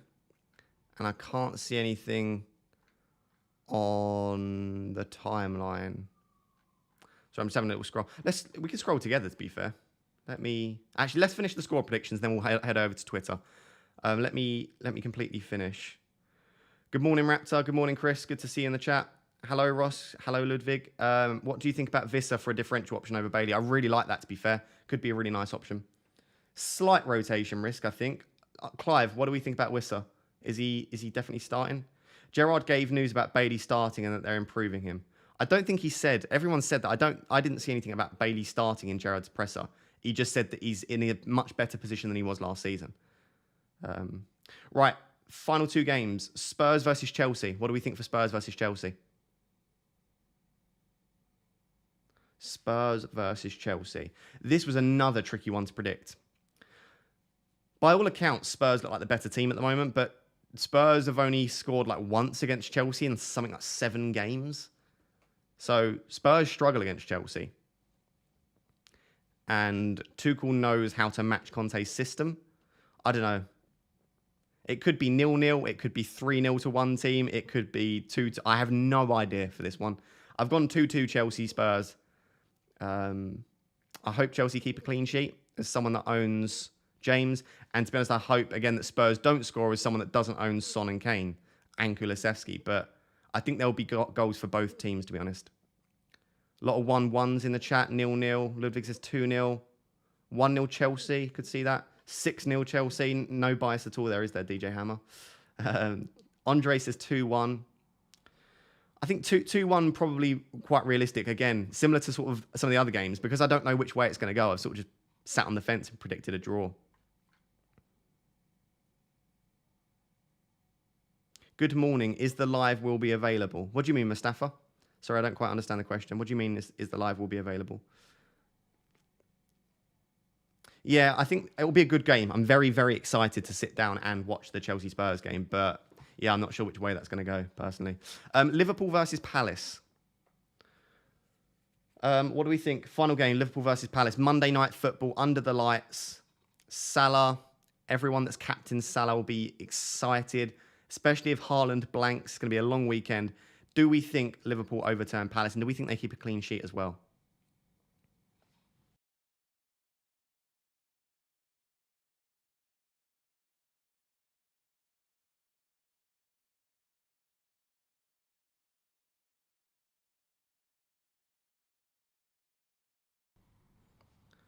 Seeing a lot of sort of 3-0, 4-0, 2-0, 1-0, 2-0, 2-0, 4-0. Yeah, I think most of us think... Apologies. Most of us think that Liverpool will win 10-0. It's just how many they grab. I think that both City and Liverpool will have fairly convincing wins to 0 this week. Crystal Palace are a great team, though. Crystal Palace could easily score. They've got very good defensive data. They've got very good attacking data. But the fact that Arsenal can put a couple of goals past them and keep a clean sheet, I think Liverpool could easily do the same or better. Right, so that was another little section, little predictions. If people enjoy it, I'll do it again next week. Just trying to add some different elements to these streams. Rather than me just literally sitting here answering your questions, I hope adding some of these elements in sort of makes the stream a little bit more fun. For those that are asking for benching help, decision with their... Jesus Christ, Raptor. Help with their benching headaches and their benching decisions. This is just my own personal opinion. Starting from at the top, the players that I would definitely be starting, down to the bottom, the players that I would be happiest benching. Every player on this list I'd be happy starting, to be honest. There's no one on this list that I think is a bad option to start. It's just you've got to bench some of them. So this is where I landed. Make sure to keep those questions flying in as well. Make sure to drop a like on the stream if you're enjoying the stream today. I do massively appreciate it. And make sure to subscribe. If you're new and you're watching this and you've not yet subscribed, do subscribe as well. Do massively appreciate that.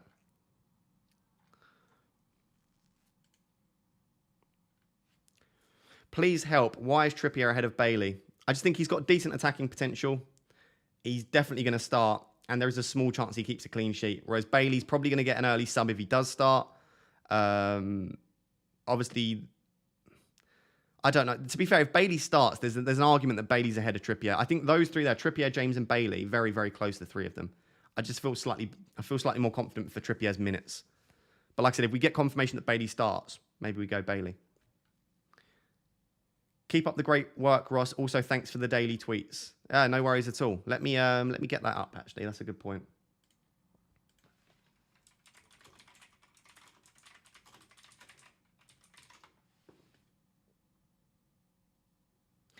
If you are...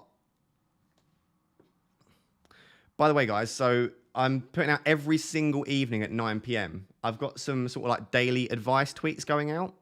This is not FPL, just very quickly. Just some advice from the reading I've done and some of the psychology. So, for example, when you're sort of trying to measure success, use the gain rather than the gap. Basically think, how far have I come? So if I'm looking at this YouTube channel, rather than thinking, how far have I got until I'm catching up with Dan and Andy? Or how many until I've reached 30,000 subscribers? Rather than that, I should be thinking, how far have I come? I've started a YouTube channel. I've hit 20,000 subscribers. I've got 400 people watching me chat about all sorts of stuff. You should think about how far you've come rather than how far you've got to go. So I've got these daily tweets coming out. If you just search for FPL Raptor daily life advice, it's a similar format every single time. So the reason for that is so that if anyone wants to search them and to find them, I've been doing it for just over a week, I think, but there's tweets going out all the time, 9 p.m. every single night on most nights. And yeah, it's going to be daily advice. And I think it's been helping a lot of people. So if you are interested, feel free to follow me on Twitter. It's at FPL__Raptor. Double underscore. There's the name. Let's have a look at FPL Villain again, see if he's got anything. Yeah, still nothing yet. Let's have a look on his tweets and replies, see if he's replied to anyone saying he'll get anything.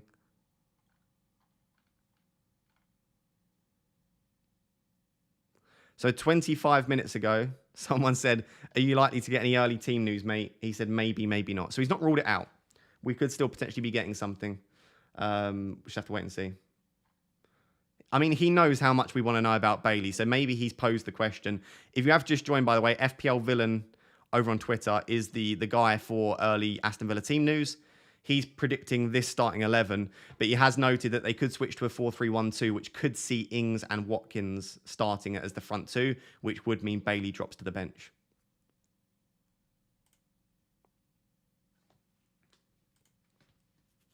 So there we go.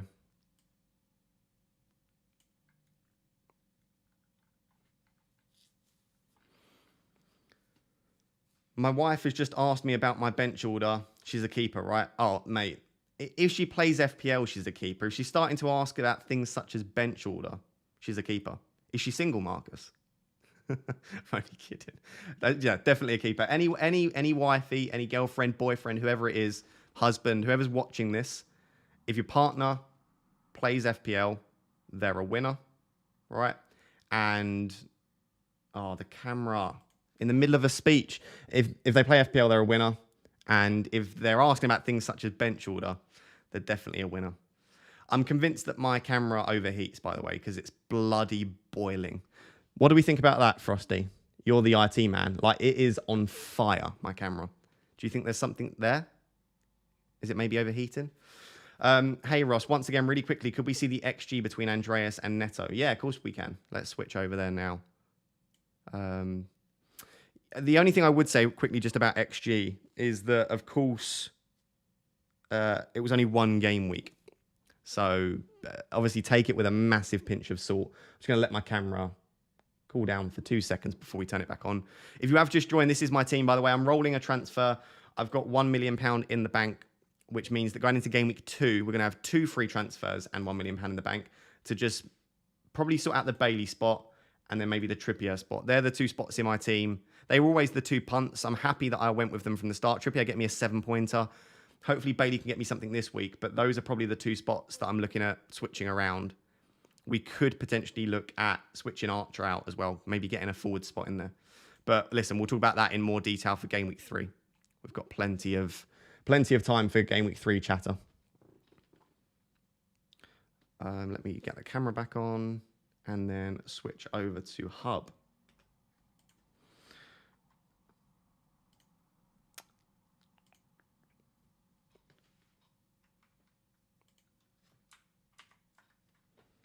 So, by the way, for those of you still watching, if you're not here, sick and tired of me saying this is Fantasy Football Hub, you can get 50% off in the link in the description. If you go to player comparisons, you can compare. Who were doing it? Was it? Who did you ask for? I forgot who you asked for. Was it Andreas and Neto? Andreas and Neto.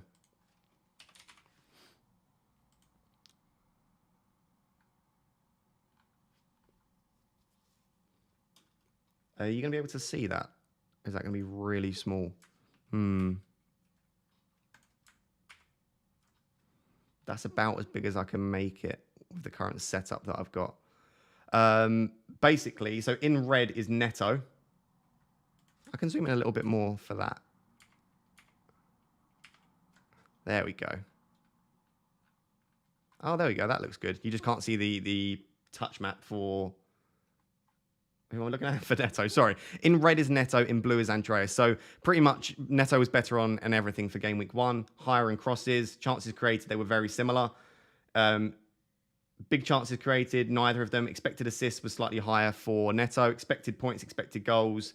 Again, no one had any big chances. Shots in the box, shots on target, shots, touches. Neto, by all accounts, is the better pick there.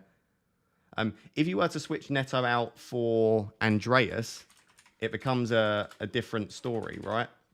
Not Andreas, sorry, Bailey. Because Bailey wasn't fantastic in game week 1. But again, it's one game week. Like, is there enough data? Look, they were both insanely poor in game week 1. The only thing that Bailey was slightly better on is through balls. He played a few decent through balls. But by all accounts, both of them, XG for Bailey was 0.05. XG for Andreas was 0.02. So neither of them had fantastic attacking threat in game week 1, to be honest. So, yeah. But it's a great feature, the player comparison tool. You've also got the player profile tool if you just want to look at one specific player. And yeah. Some decent stuff in there. Decent stuff. Where was I? Sorry. Chat. Oh no, don't open that.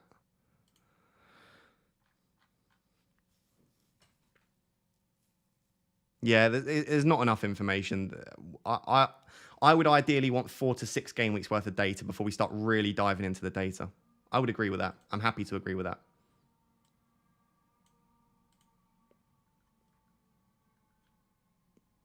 This is the team ahead of game week 3, by the way, without having made any transfers. So, I mean, the team looks good. Andreas and Bailey and Trippier, like I said, maybe some of the players that could make way. Trippier's got Man City. So We're looking good for game week 3, and even if we skip ahead to game week 4, we're 93% game week rating. The team looks pretty much perfect, especially if I've already taken out Bailey and maybe Trippier. The rest of the team, Liverpool have Bournemouth, Arsenal have Fulham, City have Crystal Palace, James has against Leicester. Like, the team's looking great. Even for game week 5, I'm 92% game week rating. Like, I'm genuinely delighted with the team that we've put together for game week 1. Like, I'm genuine. The 1 million in the bank, I think, was great. The 4-4-2 flexible formation, loading up on a decent defense, but not too much money invested in the defense. I think we've nailed it. If I do say so myself, in my very unbiased opinion, I think we've nailed it.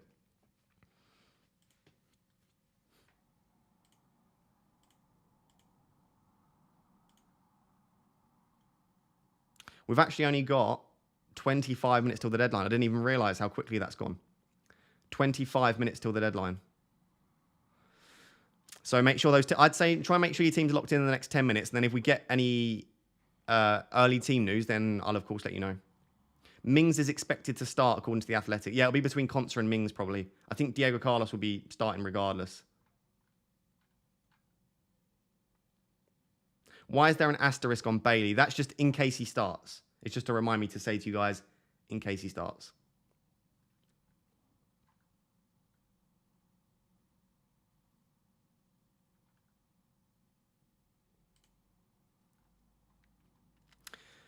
Thank you, Andre, by the way, for dealing with people asking the same question over and over again. I appreciate that.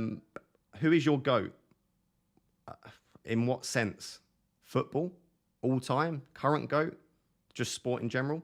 Are you asking if I have a GOAT? No way the best FPL asset of all time is under captained. You lot have lost your mind. I just think just because he's the best FPL asset of all time doesn't mean you should necessarily captain him every single week. I have 0.5 in the bank. Should I look at Bailey to Podence for game week 3 onwards? Potentially. I think let's see what happens. Let's see what happens this week. You need to rub Raptor's head and ask if Bailey starts. It's like a crystal ball. If you rub my head enough times, you can find out everything you want. It's how I do well in FPL. Like, oh, yeah, Bailey starting. There you go. FPL GOAT equals Nanoraptor. Nanoraptor is the FPL GOAT. That is factual information. I can't believe I'm just sat here rubbing my head on the stream to 500 people, just going, yes. FPL is a weird old community, isn't it? Or maybe I'm just weird. Who knows? Do you know what? For the final 20 minutes or so, let us switch over to Twitter.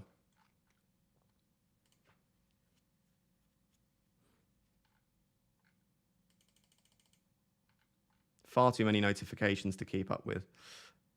Oh, here we go. Paulie's tagged me in it. Thank you very much. Tyrone Mings expected to start for Villa versus Everton after losing captaincy and being unused. There you go. So Esri Konsa looks like he's been dropped. I love it. What about Bailey? It's just going to be everyone in the comments just asking about Bailey. FPL's taken over. It really has. Oh my God. Look at what's trending. Look at what's trending on the right. Can you see that? Bailey is trending. Genuinely, Bailey's trending. I assume that is the Bailey, Leon Bailey. Watching the deadline stream from Malaysia. Love to see it. Get a retweet. Is it a bad picture of me? It's not bad. People tend to take horrible screenshots of my face. Right, let's carry on. Sorry. Just going to see if anything's been tweeted. Everyone's locking in their teams. I've got a scheduled tweet to go out at 10:50 with my team. So, yeah. Haven't seen anything yet.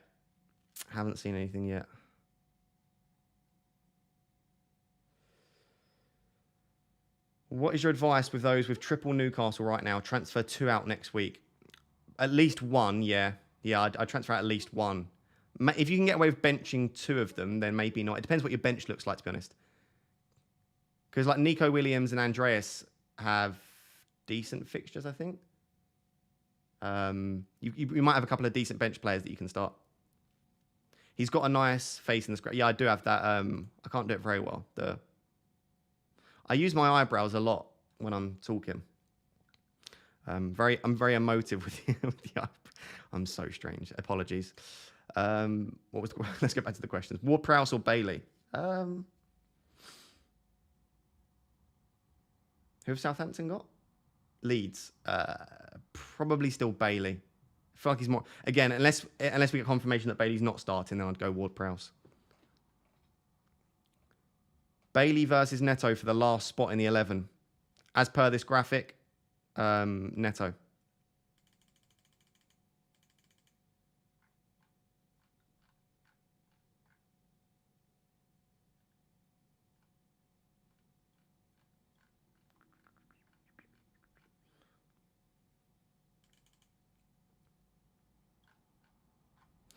God, there's so many people deadline stream. It's unbelievable. It's genuinely unbelievable how many people deadline stream. It's very difficult. If you're an up-and-coming FPL YouTuber, I would not advise doing a deadline stream. I would advise streaming at different times, like stream on a Friday night or stream on a Friday afternoon on a Saturday deadline. It's so difficult to try and deadline stream with the amount of big YouTubers that stream at the moment. Neto or Harrison, please. Is this a transfer or to start? I'd maybe go Harrison for both. I think Leeds could do really well. You give honest tips. Thank you. I appreciate that. Thank you very much. Who's the best £6 million mid? Maybe Harrison, to be honest. If not, Aronson. FPL is even live on Sky right now. Yeah, Sky are doing FPL. How cool is that, by the way, guys? Have you seen that on Sky Sports News? They're doing FPL segments on a Saturday, and they're also like they're putting like FPL graphics. They'll like when a player comes up on Sky Sports, they'll say like Haaland scored 13 points in game week 1. Like FPL's taken over. This is the time. If you want to be a content creator and you want to ride the FPL wave, this is the time to do it. But genuinely, the 450 people, we've not really dropped below that. Those of you that have stayed with me throughout the entire stream, and I assume you're someone that maybe watches all of my videos, I genuinely don't take that for granted. You have no idea how much I appreciate the support during pre-season and also early on as well. So if you are one of the loyal supporters of the channel, from the bottom of my heart, thank you. We've got a super chat from FPL the Mac. Not only is he a member, also supporting the stream with super chats. Thank you very much, mate. He says, Aronson, Bailey, or Neto, pray for my wild card. Oh, is this on a wild card? Have you sent your wild card on the Discord? I haven't actually seen your wild card yet. Apologies, I've been so busy. If this is a wild card, 100% Aronson. I think Aronson's the cheaper player to own. For this week in particular, it may well still be Aronson. Like Aronson, maybe Neto. But yeah, on a wild card, it's going to be Aronson for me.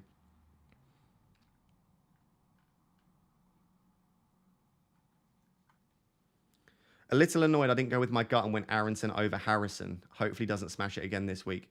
I still think Aronson might be the better own when you take into account the price difference. Harrison is 6 million, isn't he? So I think Aronson still might be the one to own. We're watching your stream though, so W for you. Absolutely, Soldier Boy. Thank you. I appreciate it. Yeah, sorry, for those of you that are wondering, the gold names are just the ones that people have been asking a lot, just so that you could easily see them.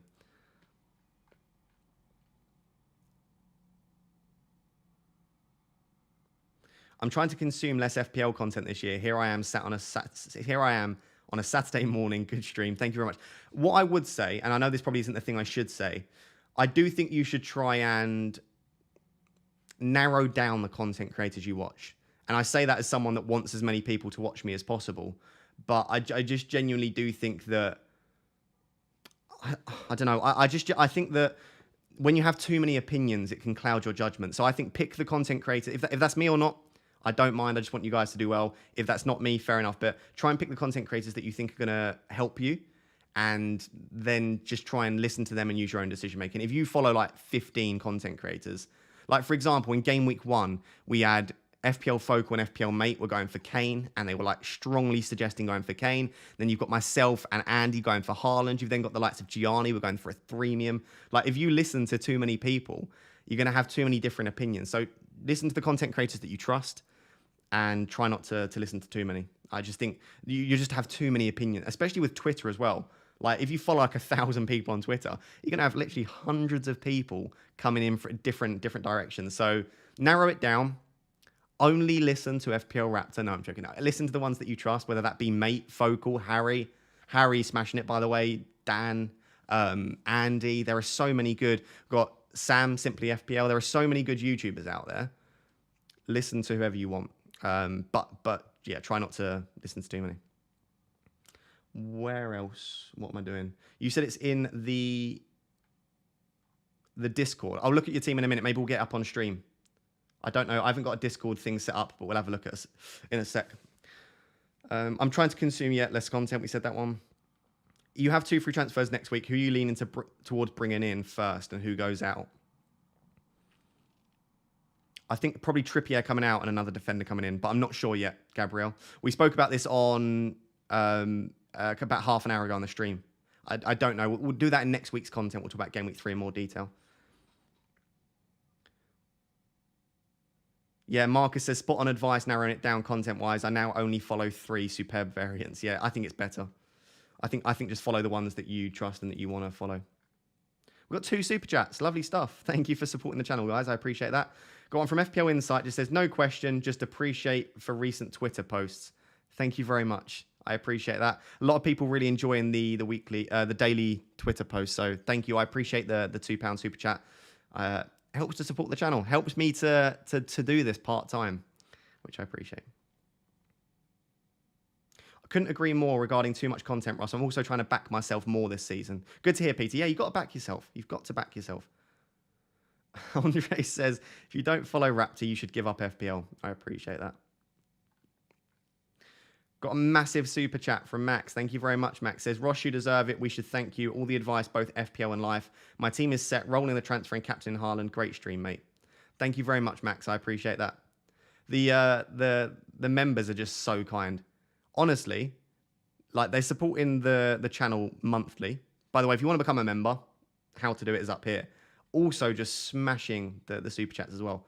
Frosty's donated about £200 in super chats. Max coming through with a big one here. We had one earlier from FPL the Mac. Too kind. Too kind. Any early team news, Ross? Yeah, let's go back to Twitter.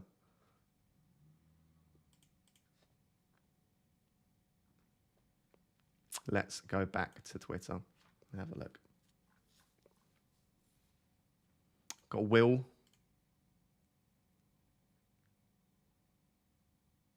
It's a nice team. It's a nice team as well. Right, let's have a look. FPL villain. Let's go back. Oh, it's a bit laggy. Oh, my stream is lagging. Oh, well. Has he said anything in his tweets and replies?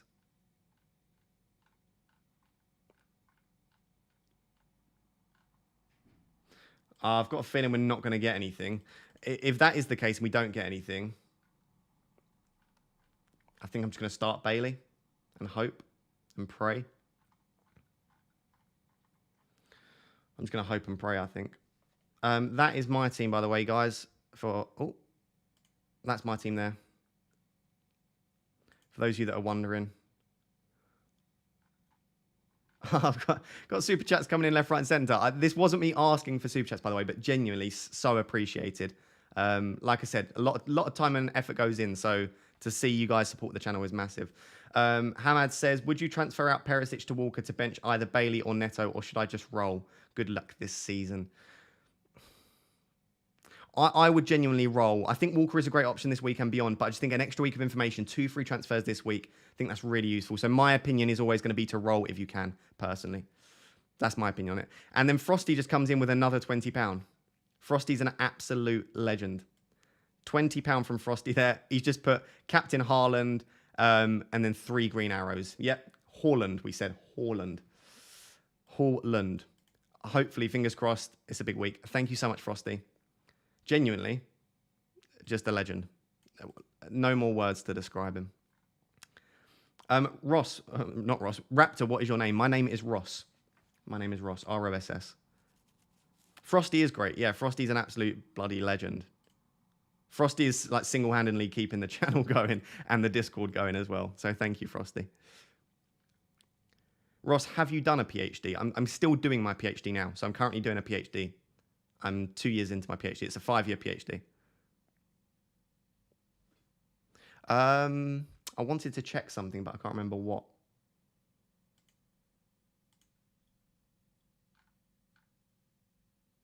Here we go. That was my scheduled tweet. It's gone out. Go drop this a like. Go drop that a like. Go drop that a like. That's my team.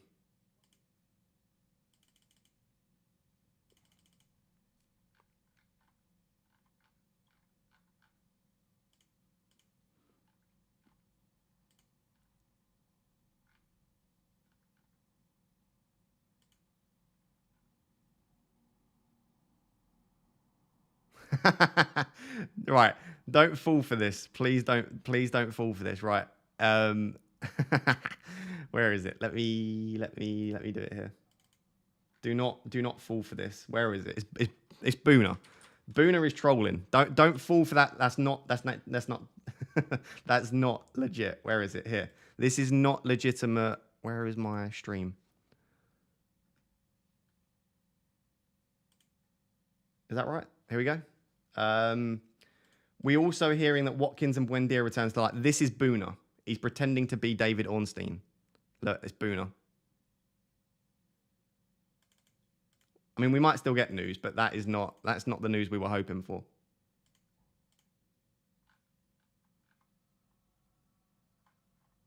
Nothing from FPL Villain, unfortunately. Doesn't look like we're going to get much, to be honest.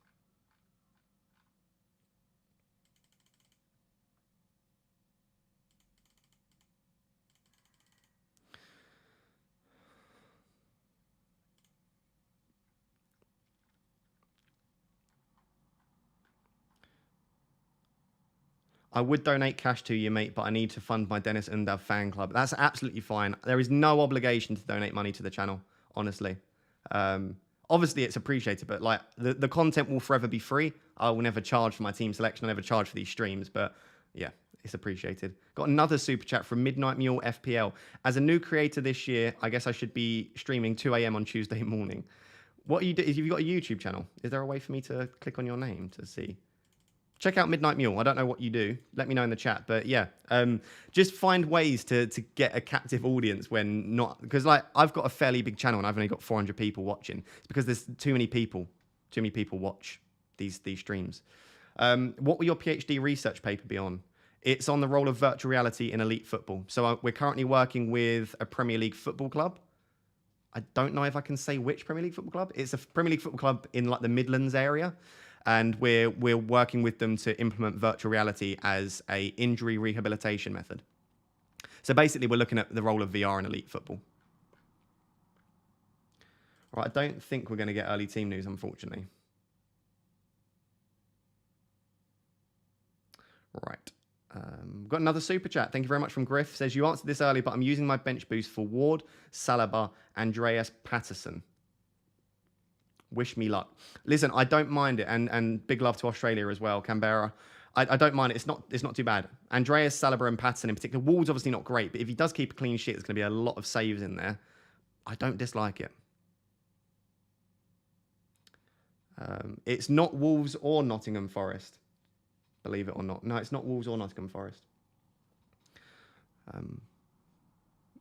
There's maybe we'll work with Nottingham Forest in the future though. The reason I say I'm not sure if I'm allowed to say is because we're working with first team players. So I don't know what first team players can be a bit funny about stuff like that. Hearing reports that Bailey is bracing today.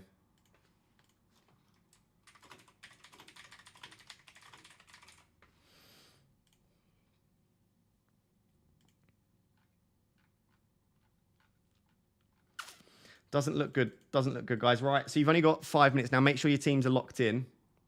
Let's switch back over here for a second.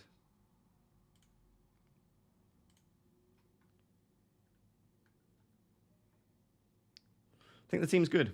I think the team's set up. Definitely got my captain on Haaland. Definitely got my vice on Salah. I think I'm going to start Bailey and hope that he starts, because even if he gets 30 minutes off the bench, I still think he might have a higher upside than Andreas. But let's see. Andreas could quite easily be hauling first sub for me. Fingers crossed he doesn't. Have you been working with Leon Bailey? No comment. Where else was we? Robbo or Trippier? Definitely Robbo. Any Villa early team news? Unfortunately not. Maybe I'll get some in the future. Can Perisic haul? Bench him over Andreas? I would start Andreas ahead of Perisic, personally. This is my benching graphic. Last minute benching decisions that you've got. I pretty much stand by this, to be honest. It's like some of the middle options like could go either way, but this is roughly what I would be doing. I think Neto, of all of the popular picks this week that people are having issues with, I think Neto is probably the one, to be honest. I really do appreciate all of those super chats, by the way. I don't want to keep on going on about it, but I am not one of those YouTubers that is ungrateful and just happily take money off you guys. I appreciate the support, especially Frosty, the absolute legend.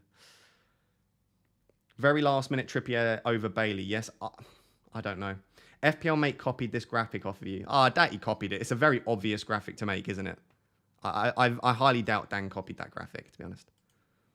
If he did, so well. So what? I don't mind. There's plenty of people to watch these things. Going to hide behind the sofa, priced out of Kane to Haaland.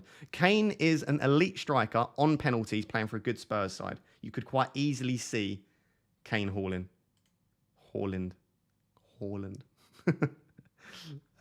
If you want my team, by the way, go drop this a like. Go get that to 100 likes. That's my team on Twitter. I refreshed. Is anyone with me on this? Do you just refresh the page like 30 times to make sure that your team's locked in? I'm just like repeatedly refreshing the page to make sure my team's locked in. I haven't even done my kit for this year. Maybe we'll do that in a second. I've just realised I haven't got my kit. We had a really good game week 1, by the way. 79 points. Really delighted with that. So hopefully we can kick on in game week 2. I'd like to stay in the top 1 million would be a good goal for game week 2. Just get a decent score, tick along.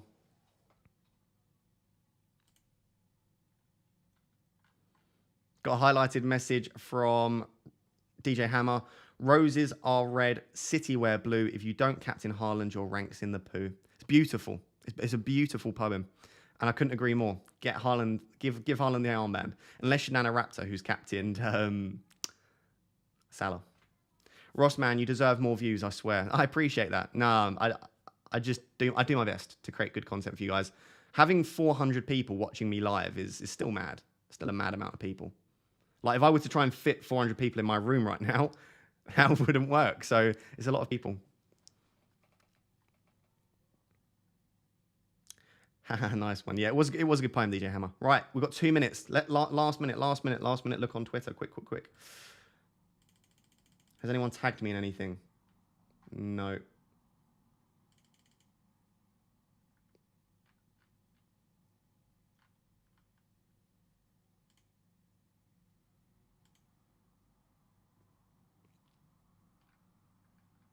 Looks like we're not going to get anything from FPL Villain, unfortunately.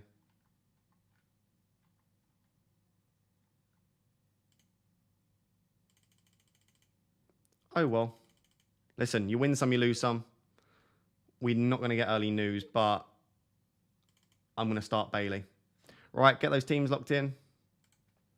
1 minute left. 1 minute left. Go. Make sure your captain's sorted. Make sure your bench order is sorted as well. Absolutely critical. Bench order needs to be sorted. I've got Andreas, then Williams, then Archer.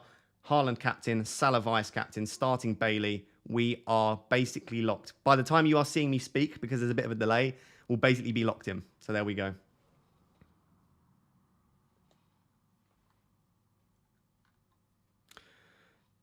Ben says, you are very interactive compared to other streamers. Ross, keep it going. Had an awful game week 1, so playing it safe this week. I appreciate you saying that. I do my best to try and interact with the chat as much as possible. That's why I enjoy streaming.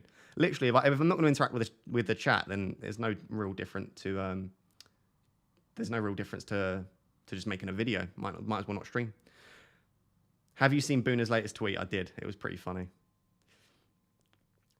Raptor, you've got me through the hardest workout. I tune in every week. Love last season stuff and the psychology after the deadline. Cheers, mate. Appreciate that. Thank you very much.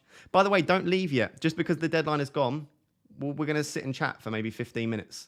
We'll have a bit of a chat. We do basically, what do we call it? Velociraptor Hour? What do we call it? I think it was Johnny named it last season. I can't remember what we call it. We basically just sit here and chat about some other stuff. FPL moving forward, life advice, films, food. We talk about all sorts of stuff. So definitely don't leave. I don't know if I'll stream right up until the deadline, until the team news, but I'll definitely stream for another sort of 15 minutes or so.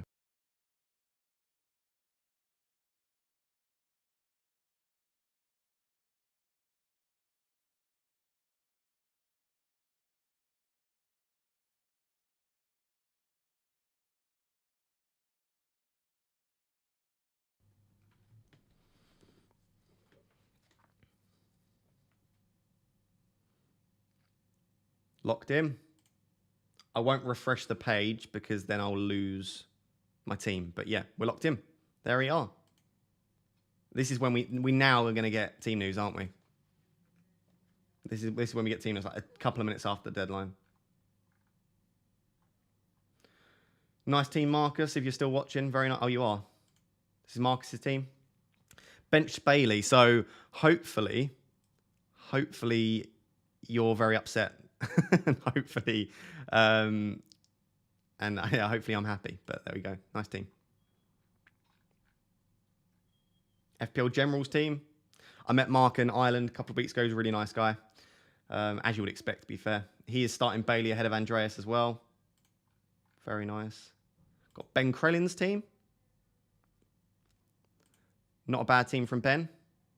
Haaland captain, as you would expect. Abdul's team. Absolutely ridiculous FPL manager, isn't he? Just smashes it every single season. Not a lot of issues with that team, really, is there? Very nice team.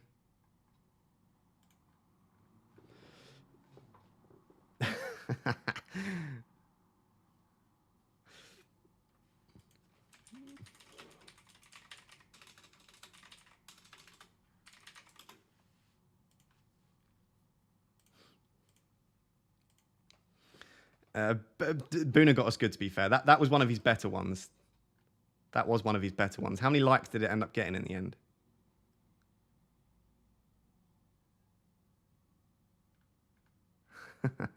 People really fell for that one. 237 likes, 46 retweets. Like, he got people good. He got people very good. Waiting for Bailey news. I'm waiting for Bailey news as well. Don't you worry.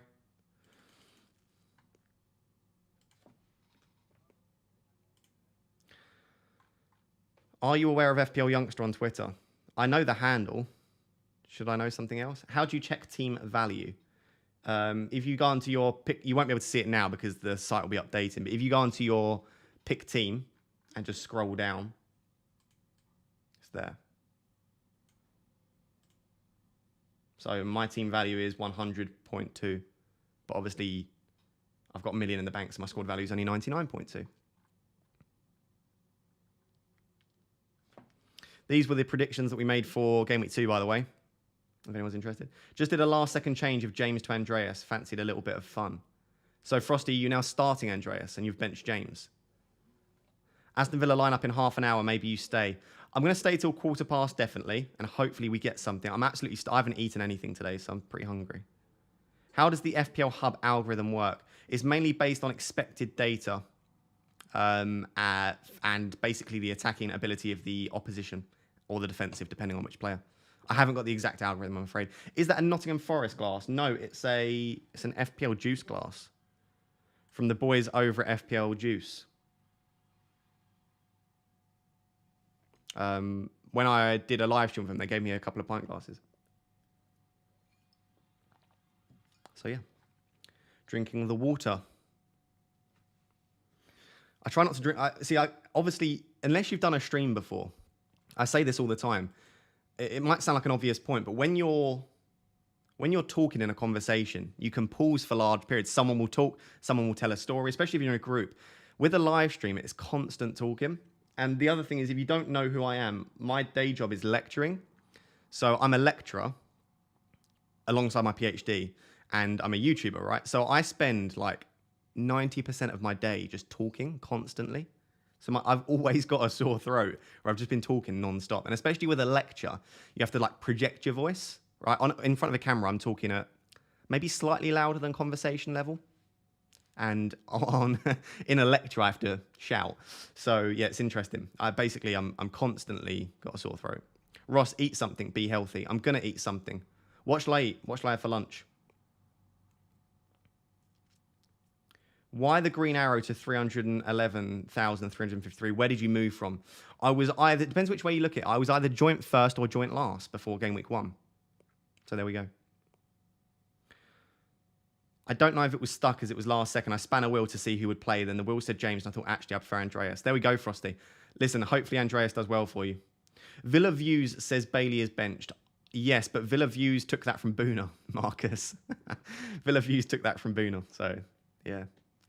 Your vocal cords must be yoked. Yeah, they're destroyed. Yeah.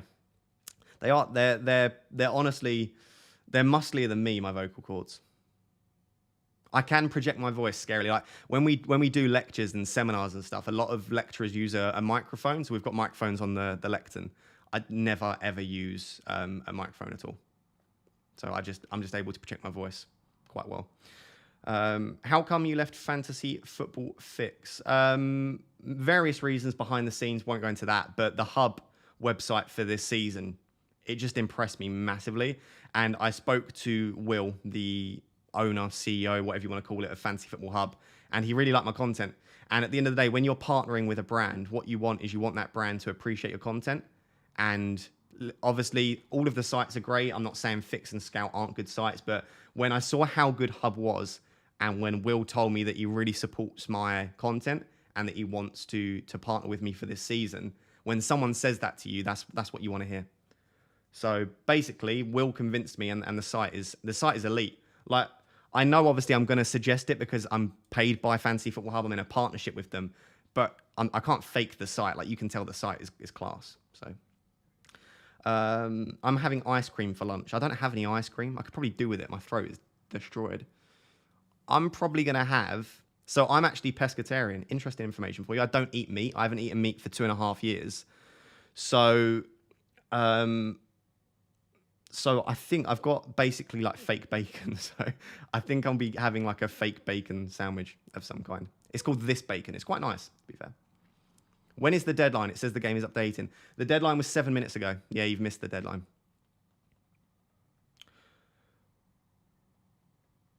Ross, what did you do your master's degree in? So I've just seen, Ross, what did you do your A-levels in? Let's go through the history of Raptors education. I did my A-levels in history, English, language and literature, philosophy and ethics, and psychology. So I did 4 A-levels. I got A star, A star, A. I think it was 2 A stars and 2 A's. So I did 4 A-levels, philosophy and ethics, history, English, and psychology. So very sort of humanities based, a lot of writing. So I then went on to do a bachelor's degree in psychology at Royal Holloway. I then did a master's degree in sport and exercise psychology. So I started to specialize in sport and exercise psychology. And during my master's degree, I did basically my project was in the penalty taken under pressure. So what we did was we put eye trackers on some elite footballers, and we also put a heart rate monitor on them, and we worked out where do players that score penalties look, right? When they score a penalty, are they looking at the keeper more? Are they looking more at the goal? And also what happens with their heart rate? Because what we actually found is some elite footballers, when they step up to take a penalty and they score, their heart rate actually increases. Maybe they perform well under pressure. So it was really interesting. So that's what I did for my master's, was basically looking at penalty taken under pressure. I was actually lucky enough to get basically, this is going to sound really braggy, oh well. I got valedictorian at my bachelor's and master's, so I got the highest grade in everyone in my cohort for that year group for my bachelor's and my master's, right? So I'm a bit of a nerd. If you haven't already told by my content, if you haven't really been able to tell, I'm a bit of a nerd. So yeah, did really well for my bachelor's and master's, and I'm doing a PhD now in sport and exercise psychology again. And I'm looking at the role of virtual reality in elite football. If you missed it, kind of about half an hour ago, we were talking about it. I'm doing working with a Premier League football club, and we're implementing virtual reality with their injured players. So, for example, I'm not going to say which Premier League club it is, but say I am working with Aston Villa, and Danny Ings gets injured. We're going to be giving Danny Ings virtual reality training whilst he's injured to try and help him recover from his injury. So, yeah. That's the history of Raptor to date. And also because I did quite well during my bachelor's and master's, I'm actually lecturing alongside my PhD. So whilst I'm doing my PhD, I actually am lucky enough to lecture bachelor students. So there we go. There it is. There's the history of Raptor. There. I'm surprised. My viewers didn't drop off at all there. I thought as soon as I started rambling about that, my viewers would drop off. There we go. Sorry, what have I missed? Essay subjects on my days. Yeah, 4 essay subjects. The amount of coursework I had during my A-levels doing... Even during my GCSEs, I did particularly like humanities and essay-based subjects. I love writing. I mean, I've published a book, for goodness sake. Should we get the book out? Let's get the book out. Here we go. If you've not yet bought my book, the amount of plugs I do on this channel is absolutely fantastic. If you'd like to read a fantastic book on the psychology of FPL, this is a book written by FPL Raptor. Clearly, I obviously enjoy writing, though, right? That's the whole point of... I wouldn't have written a book if I didn't enjoy writing. So there is a book on FPL. But yeah, I love sort of humanities-based subjects and writing-based subjects and stuff like that. So hot in here, Jesus. I can't even remember what I did at A-level. It was that long ago. How long ago did I do my A-levels? I did my A-levels 8 years ago. So yeah, it's been quite a long time. What's the difference between A star and A? A star is just one better. It's like A plus. So at GCSE, GCSEs I did okay, not great. I got 3 A stars and 8 A's at GCSE. But A-level, 2 A stars, 2 A's, it was much better. Whilst I'm bragging and boasting, I got 100% in my psychology A-level. So there we go. Apparently I was the first. Which you'd hope, right? If I'm going to give you psychological advice, you would hope that I know my stuff. Guys, I'm genuinely sweating. Where are we?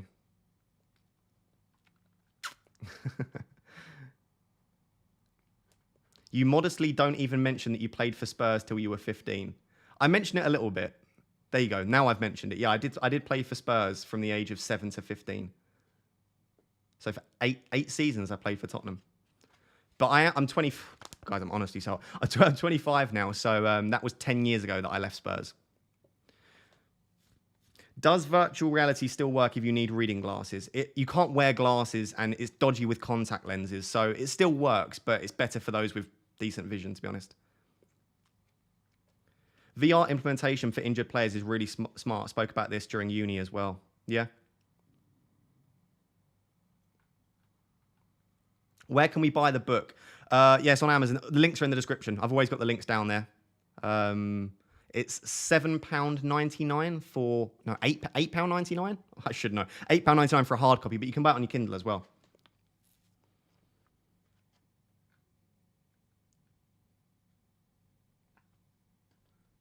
No, I'm not working with Nottingham Forest. Aren't the Premier League club we're working with, but we might be working with them in the future. Grade A star is like UK grading. Yeah, A star is basically 90% and above. What's hot, the room or your book? Both. No, the room. I'm in a studio. I live in a studio, and it gets very hot. I'm on the 3rd floor, so it gets quite hot. It's so cool that your studies line up with football and FPL. Yeah, it is pretty cool, to be honest, isn't it? I feel very blessed. I feel incredibly blessed. Like, literally, I'm sat... I know there's 420 people, 420 blazing. There's 420 people watching me just chat nonsense. Like, I'm not chatting about FPL at all here. It's remarkable that that many people sit here and listen to me talk. I feel very grateful, though.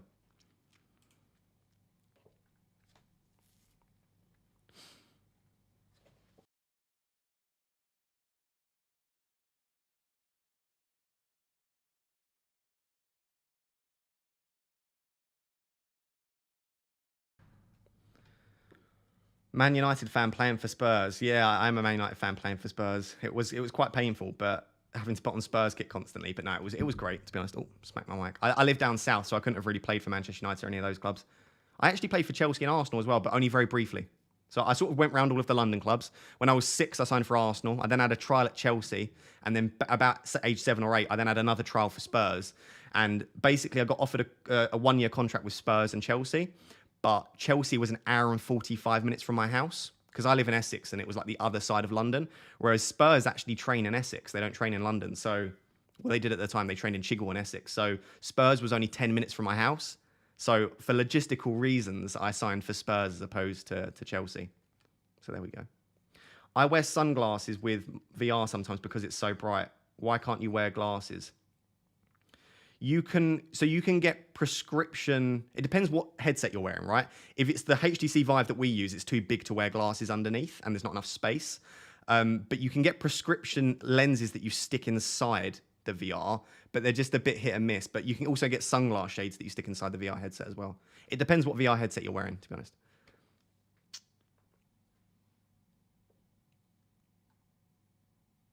Oh, Simply FPL is in the chat. Good to see you, my man. Sorry, I completely missed that Simply's in the chat. If you've not yet subscribed to Simply FPL, absolutely go do it.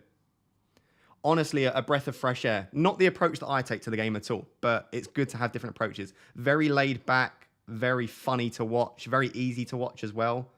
I do really enjoy Sam's videos, so yeah, go check out Simply FPL on YouTube. Keep up the daily advice threads. Yeah, they've been fun, haven't they? Should we go through some of them? By the way, buy the book. Let's go through some of them. What does a contract look like for a 6-year-old? Do you get paid? No, you don't get paid until you sign what they call a youth scholarship program when you turn 16. So when you're in an academy, you don't get paid till about 16 years old. It's basically a contract just to say that you're going to play for them. It's very informal. My parents signed it, to be fair. I didn't sign the contract, so I don't know exactly what it looked like. But do you still chat with Carl Walker-Peters or any of the other players you train with? No, I don't. No, I don't, unfortunately. Don't chat with any of them. They're very busy people. They're very busy people. What does a contract look like for it? Oh, we've answered that one. Spicy prediction. Conte will score a brace tomorrow and become the next bandwagon. Wouldn't be surprised at all, to be honest. Wouldn't be surprised at all. We got any early team news yet? Nothing yet. Nothing yet. Yeah, I wanted to show you guys some of the tweets that we've got. So like I said, every single night at 9 p.m, there's a quote going out, like a piece of daily advice from me. So as you can tell, I've got a background in psychology. I read a lot. So I try and read at least 2 or 3 books a week, a month. And I'm going to try and share some of that. So we're calling it Daily Life Advice Raptor. So there'll be some quotes. So when you rise in the morning, think of what a precious privilege it is to be alive, to breathe, to think, to enjoy, and to love. It's basically just reinforcing the fact that we should be grateful, even when things aren't going perfectly, right? First world problems, right? If things aren't going perfectly, at least be grateful that you've got the things you've got. You have the ability to enjoy life. You have the ability to love, to breathe, to think. So be grateful for that. There's some other ones. This was like quite applicable to FPL as well. Remember the illusion of control. There are only certain things in our life which we can control. Try to be at peace with the aspects which we can't, right? So don't worry. Like if there are certain things in your life that you can't control, there's no point wasting energy stressing over them. Focus on the things that you can control. Yeah, there's just little things like little things just like here. So you will never work at 100%, nor should you. Like be at peace at the fact, like if you have an off day, like a couple of days ago, I was supposed to do a whole day of YouTube and PhD stuff. And I pretty much just sat there just watching videos and I didn't get a lot done. Like I'm not perfectly productive every single day. People will think that I am, and I am productive most of the time, but sometimes I have an off day and you just got to be kind to yourself, learn to accept that you'll have off days. So anyway, I really appreciate the kind comments. As you can see by sort of the likes, like these have been going quite well. People have been enjoying these. Every night at 9 p.m, I schedule them a couple of days in advance. If there's football, it will be at 10 p.m. instead. So if there's like Friday night or Monday night football, it will be at 10 p.m. But they're going to go out every day whilst you guys are still enjoying it. Make sure to tune into those daily life threads.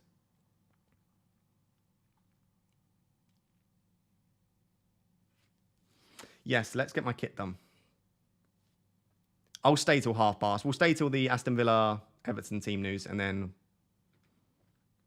I'll go. What's your favourite Premier League shirt this year? I'm loving Arsenal's third kit. All of Arsenal's are quite nice, which is really annoying because I don't like Arsenal. I still think the Manchester United's away kit is the nicest. How do you know if someone is vegan? Don't worry, they'll tell you. Oh, I can't do my kit now, unfortunately. I've also lost my team. I can't do my kit now, unfortunately, because of the site's updating. But yeah, I will get my kit done ahead of the new stream. Simply FPL and FPL Raptor in the same chat is like some kind of weird superhero crossover. Glad to hear it. Yeah, I'm glad. Like I said, Simply FPL is a great channel. Definitely worth watching. Hey, found you via TikTok and did so well in week 1. Thanks for the videos and all the info. Yeah, great. By the way, I'm on TikTok. I know. I don't know how I feel about it. Let's have a look if I can get my TikTok up. I always felt it was a bit cringy, TikTok. And like, whilst I'm only 25 years old. A lot of people think I'm older than that. Whilst I'm only 25 years old, I'm quite a mature 25-year-old. I'm not going to be one of those people that's like dancing around, putting stupid music over videos. Like, that's just not me. As you can tell by these videos, I'm fairly sort of not boring, but I'm fairly sort of straight talking. I'd rather give advice. So what I decided to do was still create a TikTok account because it seems to be growing over there and FPL is doing quite well. And I want to give advice to as many people as possible. But which one would it be? Which one's going to be the best? That one, probably. But like I'm giving more advice-based stuff. So like my videos, oh, it's going to come through with sound. So like the videos are coming through like this, right? So I'm giving like advice. My weekly team, I'm going to go through each week like this. So if you're interested in sort of short form TikToks, it's FPL__Raptor again, double underscore. We're trying to hit 1,000 followers. We've already hit 658. I mean, this video got 43,000. It's going crazy over on TikTok. So if you're on TikTok, go drop me a follow, please. Like I said, trying to hit 1,000 followers. It'll be nice and fun. And there'll be at least sort of 1 or 2 videos a week over there whilst people are still enjoying it. So there we go. There we go. Do go give me a follow.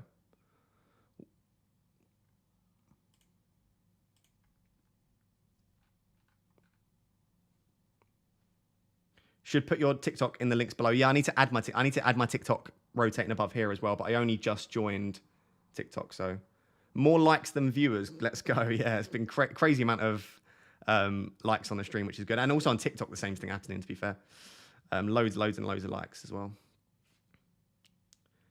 Saints Wave second kit is nice. Saints kits this year are good as well, for sure. Wanted to see you do the Renegade. If I win FPL, I will do a dance on TikTok. Do you know, if I finish top 1K, I'll do some sort of embarrassing dance on TikTok. There we go. My 12-year-old daughter says she's too old for TikTok. That explains it, Marcus. Yeah, I still feel far too old. Still feel far too old for TikTok. But there we go. I'm only 25, so. Despite the bald head, and despite the fact that I lecture and that I've written a book, I'm only 25. Lovely chat, enjoying this. Still watching, keep rambling on. This is my favourite part of FPL content. It's not the videos, it's not even the FPL streams. It's when the deadline goes, and I just sit here and chat about stuff. When I go full-time YouTube, which won't be for a few years yet, just because I'm doing my PhD, I'll probably end up creating a channel where I just talk about all sorts of stuff. Psychology, life advice, mental health, productivity, stuff like that. If anyone watches Ali Abdaal, does anyone watch Ali Abdaal? I'm sure someone here watches him. It will be similar to that sort of channel where we talk about productivity, life advice, psychology, books that I've read. So there'll be a second channel. So if you guys just enjoy listening to me chat, there will be a channel coming at some point.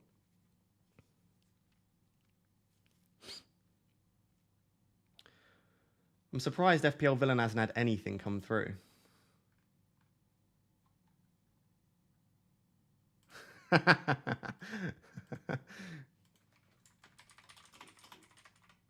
Oh, I'm just going to retweet it. That's excellent. That is excellent stuff. I have learned very much, to be honest. I've very much learned how to segue into promoting yourself. I don't promote myself too much, but definitely.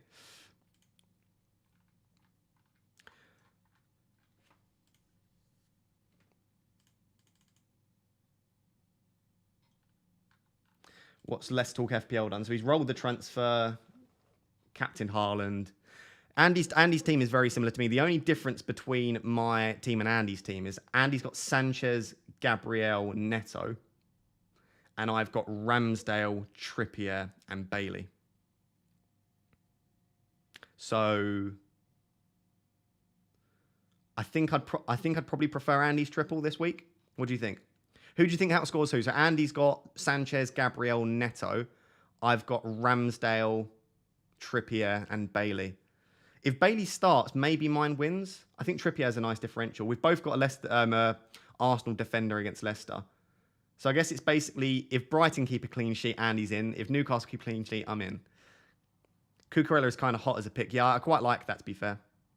Just saw my Twitter profile on your new followers digging your vibe. Oh, nice. Did you?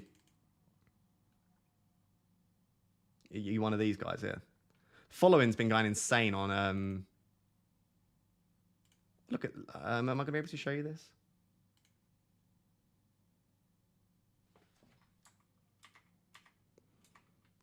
Look at those ridiculous numbers there. Oh, the camera's gone. For goodness sake. Look at those numbers. I mean, firstly, tweeted 1,548 times, which is just stupid amount of times to tweet. Impressions, 15 million impressions on Twitter. And this is in the last 28 days, by the way. 1.28 million profile and 6,000 followers gained. It's remarkable, really. It's insane, to be honest. But yeah, there we go. Crazy amount of people, to be honest. Also, this random guy following me, he's got 300,000 followers. Don't know who he is. Anyway, I always find looking at analytics a little bit interesting. What am I doing? Are we going to get early team news? We've got 4 minutes now. I guess it doesn't really matter. Let's get on to the Aston Villa. I'll be back, by the way, guys. My camera just overheats and it lags out.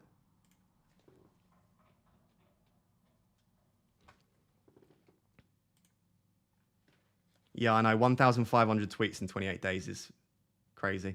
To be fair, they count replies as tweets. So I haven't literally put out 1,500 tweets. Every time I reply to someone, it counts it as a tweet. So I don't think I've literally put out 1,000, but I've put out a lot. I'm on Twitter a lot. If you aren't following me on Twitter, that's the best place to follow me, by the way. Marcus has said that's a tweet every half an hour. Is that actually a tweet every half an hour? Oh dear. Don't tell my PhD supervisor. It's fine. My PhD supervisors play FPL, and one of them follows me on Twitter. So literally, it's very clear when I'm not doing PhD work and I'm instead just tweeting instead. Who does the editing and YouTube stuff for this channel? I do absolutely everything from start to finish. Graphic design, editing, tweeting, TikTok. Literally, I don't have any help with any of it. Everything is me. I'd say I probably do 40 to 50 hours a week on my FPL YouTube channel.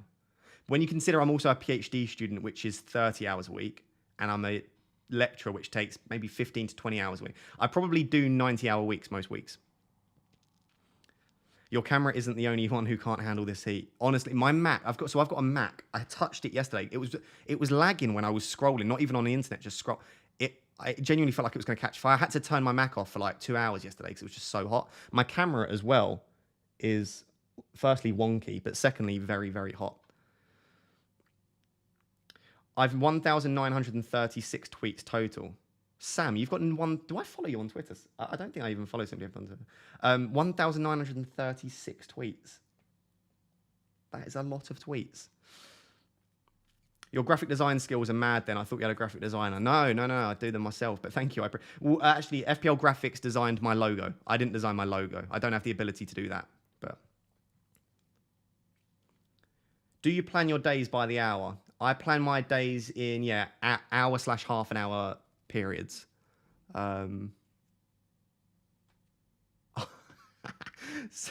Simply FPL is 1,936 tweets total lifetime. Jesus, I thought you meant for the month. Wowza. Okay, yeah, I'm definitely.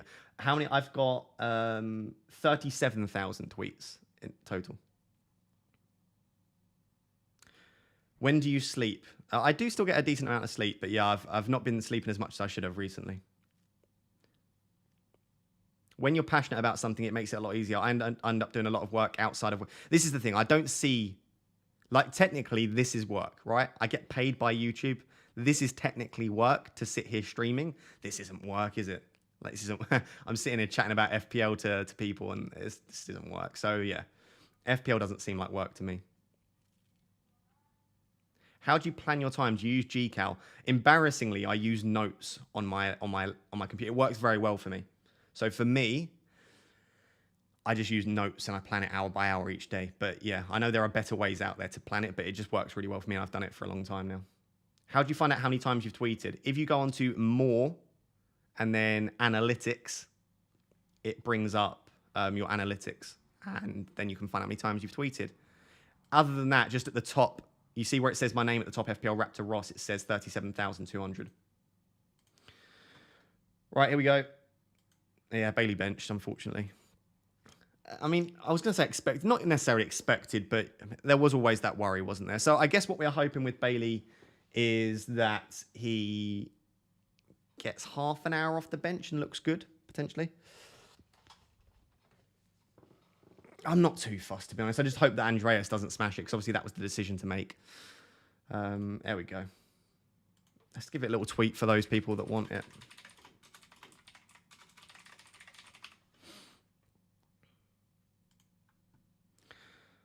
That's all right. You win some, you lose some, don't you? It's not the end of the world.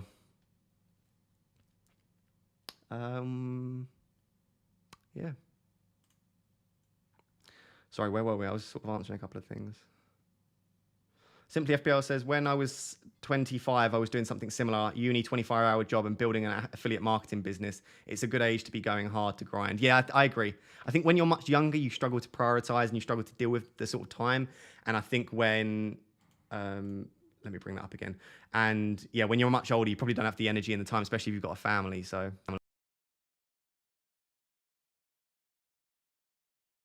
I'm a lecturer. So this is not full time. This is not, yeah. This started out as I literally, when I started this channel, I was planning on uploading one video a week and just doing it as a hobby. But luckily, and I'm very grateful, my channel exploded, and now it's a bit of a job as well as a hobby. It obviously earns income, so it's a different reason to keep it up.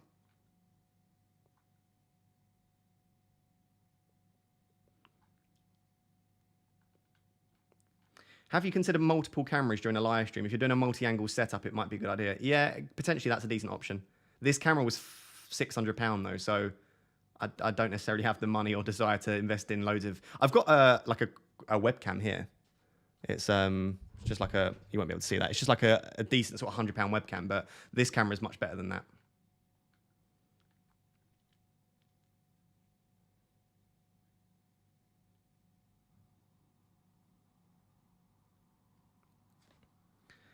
Do you sleep and wake up at the same times every day? Up until the couple of weeks before pre-season and game week 1, yes. Right, I'm very, very big on sleep. There's a book by Matthew Walker called Why We Sleep. If I were to recommend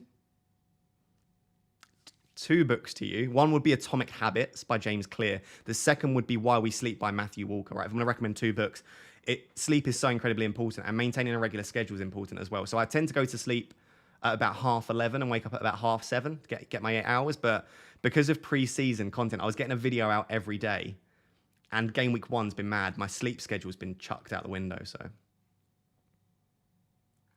yeah, unfortunately. Right, guys, I think we'll call it there then. We've been streaming for 2.5 hours. I need to go grab me some food. Let me switch to my big bald head for you. There we go. Thank you very much for tuning in. Thank you for being here. Thank you for all of the support with the super chats, just the messages, liking and subscribing. Do make sure to drop a like on your way out. Just appreciate you being here and appreciate the love as well. And I'm very grateful that I get to sit here and chat to so many people about the game that I love and call it a job, even though really it's more of a hobby. So thank you very much. Next week's content's going to be exciting because I've got 2 free transfers and I've got 1 million in the bank. So there's going to be a lot of possible transfers that I can make, a lot of possible plays that I can have going into game week 3. So very exciting times. Thank you very much for being here. I do really appreciate it. Until next time, guys, thank you very much for watching. Cheers. Bye-bye.